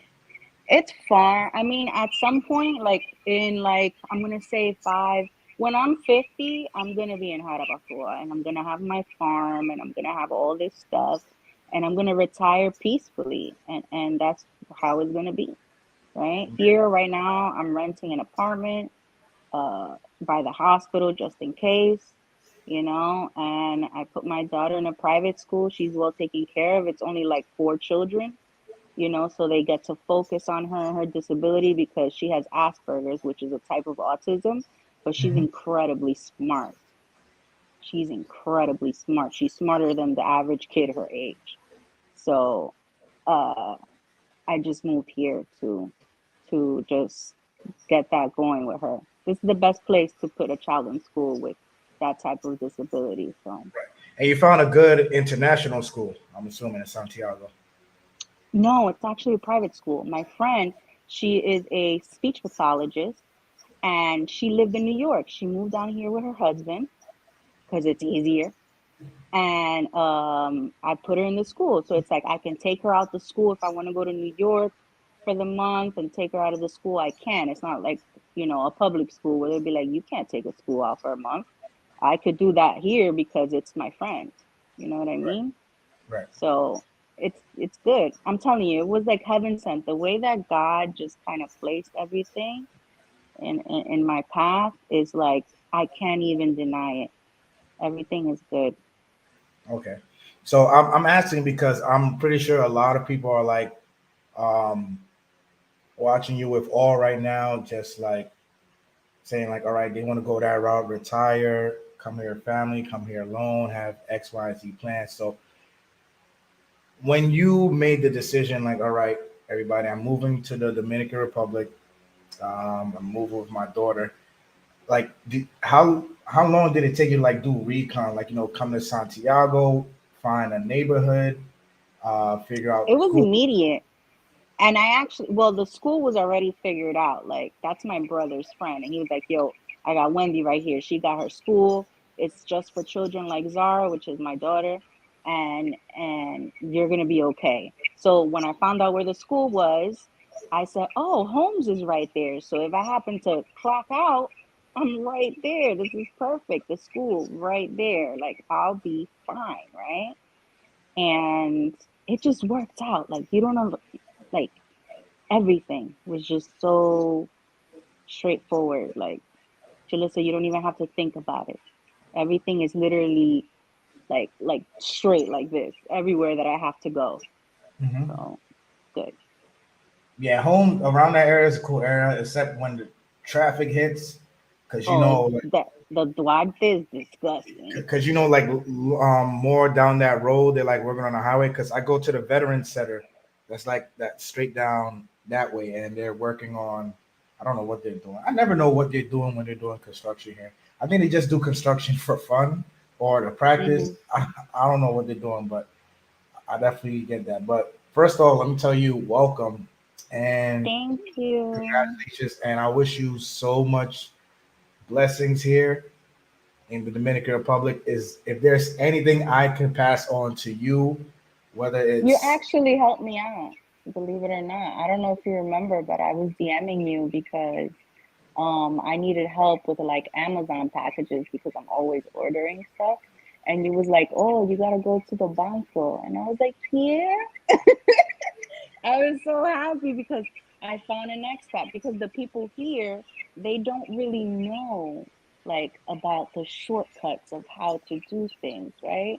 But the expat is already there, right? So I was like, I need to talk to an expat. I need to do this. Like an expat was also the one who told me, Jalissa, you know that you can make US dollars in the computer and bring it here? And I was like, oh, like I was so I was that's listen, talk to an expat. Like whoever's here and doesn't know what they to do, you're in the right place. And I'm sure Chabapa is going to help you just like he helped me. I appreciate that. Thank you so much. Wow. You're welcome. Thank you. Wow. I really appreciate that. Thank you. Welcome. But yeah, I definitely have no problem passing you my contacts for whatever or anything Yeah, because I know you know. like Santiago. No, actually, no problem. Like I said, I'm just gonna pass you the torch. All right, I'm gonna pass you Thank the torch that I'm you. leaving. That I'm leaving behind in Santiago. You have No. it, Jorge have it. You know, so just pass you guys the torch. But definitely welcome. Thank Feel right you. at home. You're gonna love it if you're a homebody. Uh, I am like If you're look, this is me. Like I'm just here like all day. I'm here all day. let me get to these comments. Rick James like Chopper don't leave. Listen, yeah, I put up a poll. I think I put up a poll asking if I should leave or not. The results were that I shouldn't, but I'm still gonna leave anyway. I'm sorry. Yeah. Yeah, I have to That's go just too that's anyway. just politics. Sometimes Look, you look vote at my eyes. I'm like, for things that you don't get. Like look at Joe Biden and student loans. Let me stop. I don't want to make this my YouTube channel. Let me stop. I didn't mean that, ISO Joe. My dog. I don't like these gas prices though, but it says I need boots on the ground. Yo, you got Jorge here. Like I said, make sure you guys subscribe to my Journey with Mom for boots on the ground information. But it's just because I'm not here doesn't mean that I don't know anything about here. Like I said, been in DR 3 years. Um, wow, really that long? yeah, I've been here since like going on the end of 2019. Yeah, it That's a long was. time. I thought it was like a year or something. I thought like you've been here for like 6 months, like and you telling everybody like, yo, you gotta do this, yo. No, you've been here for 3 years. Oh no, no, no, yo! I went through so like many L's, so many wins, trials and errors, and I was just like, you know what? I know there's people out there who are like going full speed ahead to the Dominican Republic. Let me throw out some information. Everybody. Yeah, okay, everybody, Everybody's coming over here. everybody. I'm like, no, let me throw out some information that'll help the masses. And yeah, but Jules, I really appreciate that. First off, hope you and your daughter enjoy yourself. You Oh, guys go she's to any enjoying beaches herself. yet or any other parts of the country? No, I want to go to the beach so bad, but I won't go by myself because I'm scared. Okay. So I won't go by myself and my daughter. Like that cab situation, like it petrified me, like on some PTSD kind of stuff. And then my family, they all live in Jarabacoa, so it's like I'm not gonna go all the way to Jarabacoa to then get them. It's just like a big deal, so Okay. All I right, just cool. don't. So you haven't been to the beach since you've been here?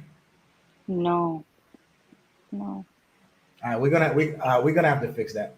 We're gonna have to fix that before I leave for Brazil. because I'm leaving in a month. We're gonna set up a beach day because I've been meaning to go. I've been meaning to go one more time before I Let's left. do it. Only problem is my favorite beach is like 2 hours away. That's the only problem. What's it called? La Ensenada Okay. and Villa Isabella. I got as a video up put it on the channel, like two of them. But my favorite beach to go to. Do you drive? Yeah, You Unfor- drive? unfortunately. Even better. Even better. Unfortunately. It depends. Like out there, I'm gonna be honest with you, I've never driven my car out there to La Ensenada because number one, it's far, and two, I have a sedan, not a Jeep. So normally I like to rent a Jeep and just gun it like, and I get there. That's fire. Let's do it. I'm so down for that. That would be nice. Oh, dude, let's do it. I bet, yeah. So y'all heard it. I'm gonna take Jules to the beach for her first time since moving to Santiago, and her daughter. What's your daughter's name? Zara. Oh, Jules and Zara. Perfecto. A beach day with Jules and Zara. Make sure you guys. I'm gonna look at the calendar. Make sure you guys. I'm gonna see what I could do about a car rental. Yeah. No super chats. Hit the Cash App up. Support this trip. Yeah, for I mean, Jules. let me know because I mean, how much are those car rentals? Maybe we could do 50-50 or something. All right, cool. But I know the subscribers watch right now. They'll be like, "Nah, Jules, we got it." Benvenido. Oh, thank Right? you. I have such amazing subscribers, right, y'all? So we're gonna set up this beach day for Jules and her daughter. New expat in the Dominican Republic. It's gonna be great. We're gonna set this up right before I leave. I gotta step out like June 21st. So let's do this probably maybe this weekend. Posiblemente. Yeah, I don't really have anything to do this weekend. I have no life, really. So let's go. All right, cool. Posiblemente this weekend. All right, so Haitian Gumman sent another super chat. Haitian Gumman, he says, "Is Jules, Julissa, not Julia." Haitian Gumman, he says, "Jules, what's your disability, if you don't mind me asking?" I suffer from stroke. Yeah. So I get continuous strokes. I have strokes in my eyes. So the strokes, every time I get a stroke in my brain, I'll get a stroke in my eye. And the stroke goes closer to my iris. So it's only a matter of time, like before I go blind. Well, a matter of time. That's what doctors say. Yeah. It's okay. I'm sorry to hear that. All right. But a matter of time isn't right now, so you're gonna enjoy it as much as you can. Enjoy as much as Sorry. Okay. Okay, I'm happy. No, don't worry. Listen, it's okay. Don't worry about it. Take a break if you need to. Nothing more. Take a break if you need to. But anyways, let me see if I can pull up this La Ensenada video so you can start getting hype. Let's see. Ensenada. Get you hype a little bit. A little pump. Let's see.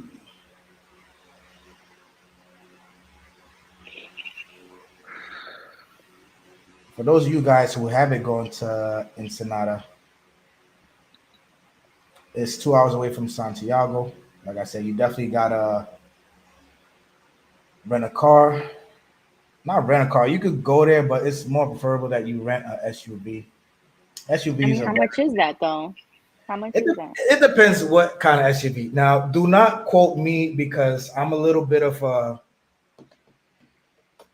what's the word to when I'm in I'm gonna word it carefully. When I'm in a good car, I like to drive, if that makes any sense. Okay. So for my birthday in November last year, I went to Samana and I rented an AMG. So if it's starting to paint a picture, because I'm like, damn, 3 hours. It's mainly a straightaway. It would be nice to have something with 429 horsepower and sport mode. So yeah, let me rent an AMG. So that 3.5 hour ride, kind of dwindled down to 2 hours and 30 minutes. I wasn't That speeding. sounds better. I wasn't speeding. I was just driving at a nice pace where Hmm. outside was going like this. So yeah. So That's good. definitely, That's definitely. good. So this is Playa La Ensenada. You can do stuff like this, fun stuff like this. Go on the little boats. You could be out there in the water. You could like literally keep going and going and going.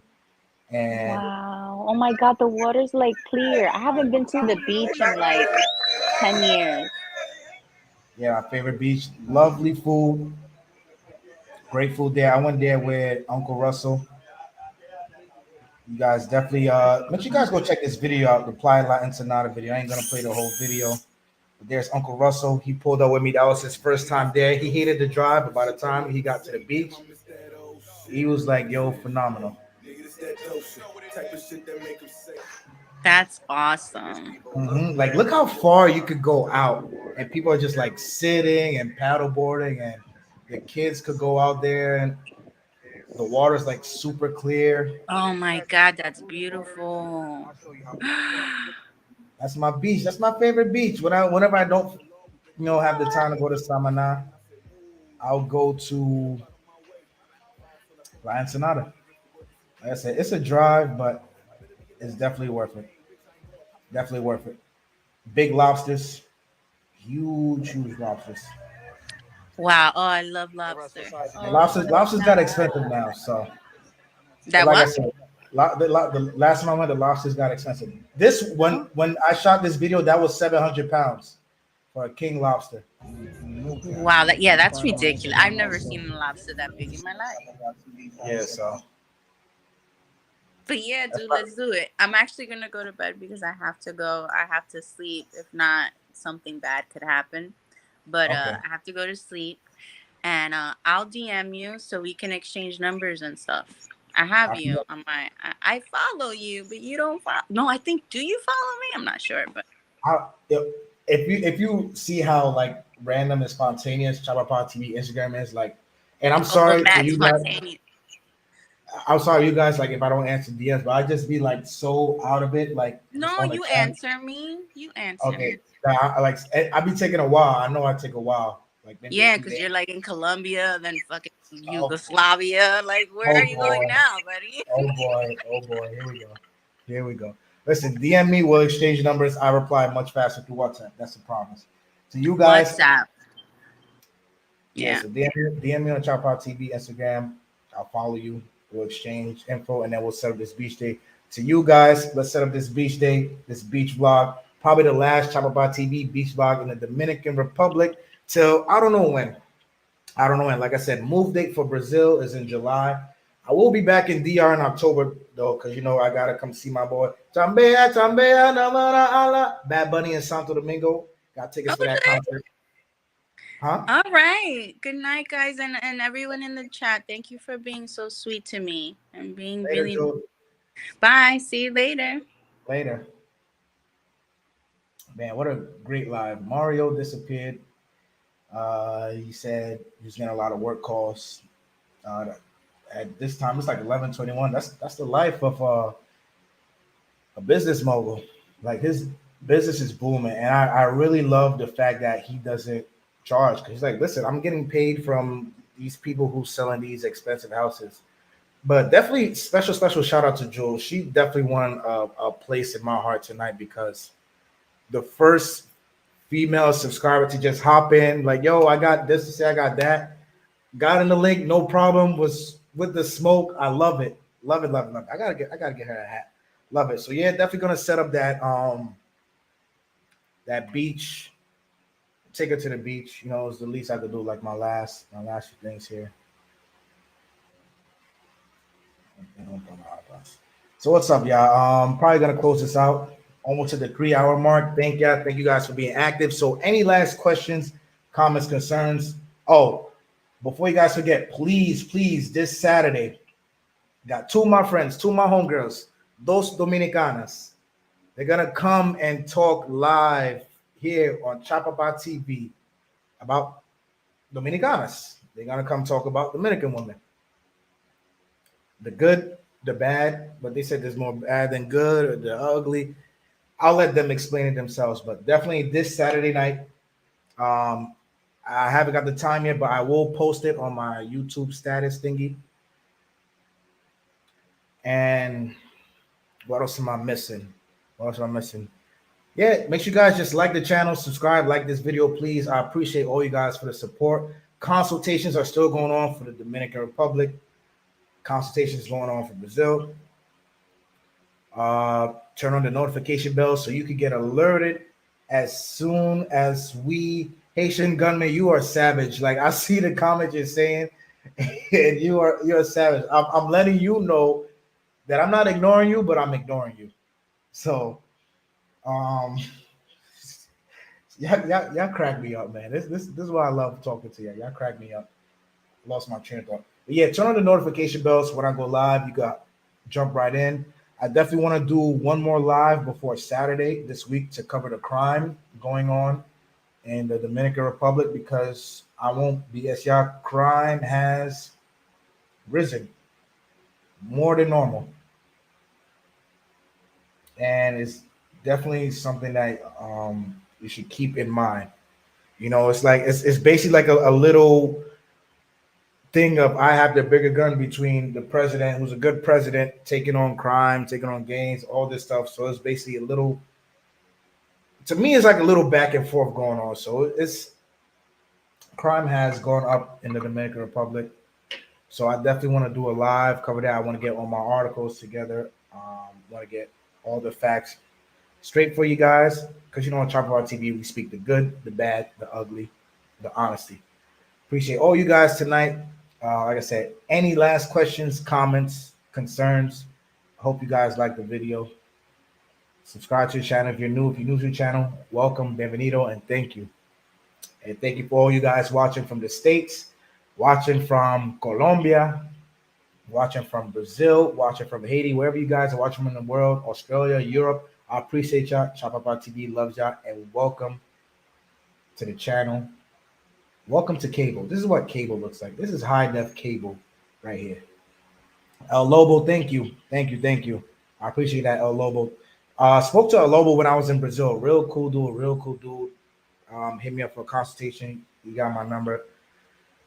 I meet a lot of cool people. I won't lie. I meet a lot of cool people just talking to y'all. So definitely. Aroma was good. You've been MIA a little.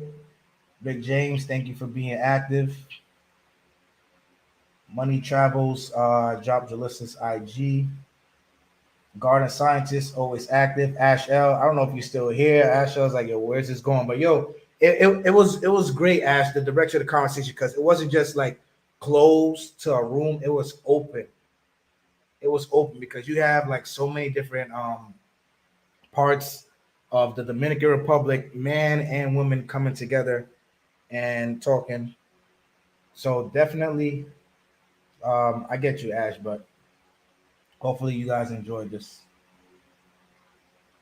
Ryan T, I see you. You should come in active. Andrew is here. I know Andrew got his live going on right now. Make sure you guys go check out Andrew's channel. Subscribe to his channel if you aren't already subscribed. Blue Vega, I see you. Definitely owe you that hat. Listen, y'all, before I leave, I'm going to try to give it like 2 more Chopper by TV hats. I ain't going to give it out like candy, but definitely I'll leave some merch behind. My buddy in Brazil recently got took for $600 for some door being installed on his house that the guy never showed up to do. How did that happen? Did he go to a store? Door being installed on his house. Where did he get the guy from? That's very interesting. And $600 for a door. It's Fort Knox. $600 for that don't even make sense. You mean 600 Reyes? Reyes, like Brazilian money or dollars? That's crazy.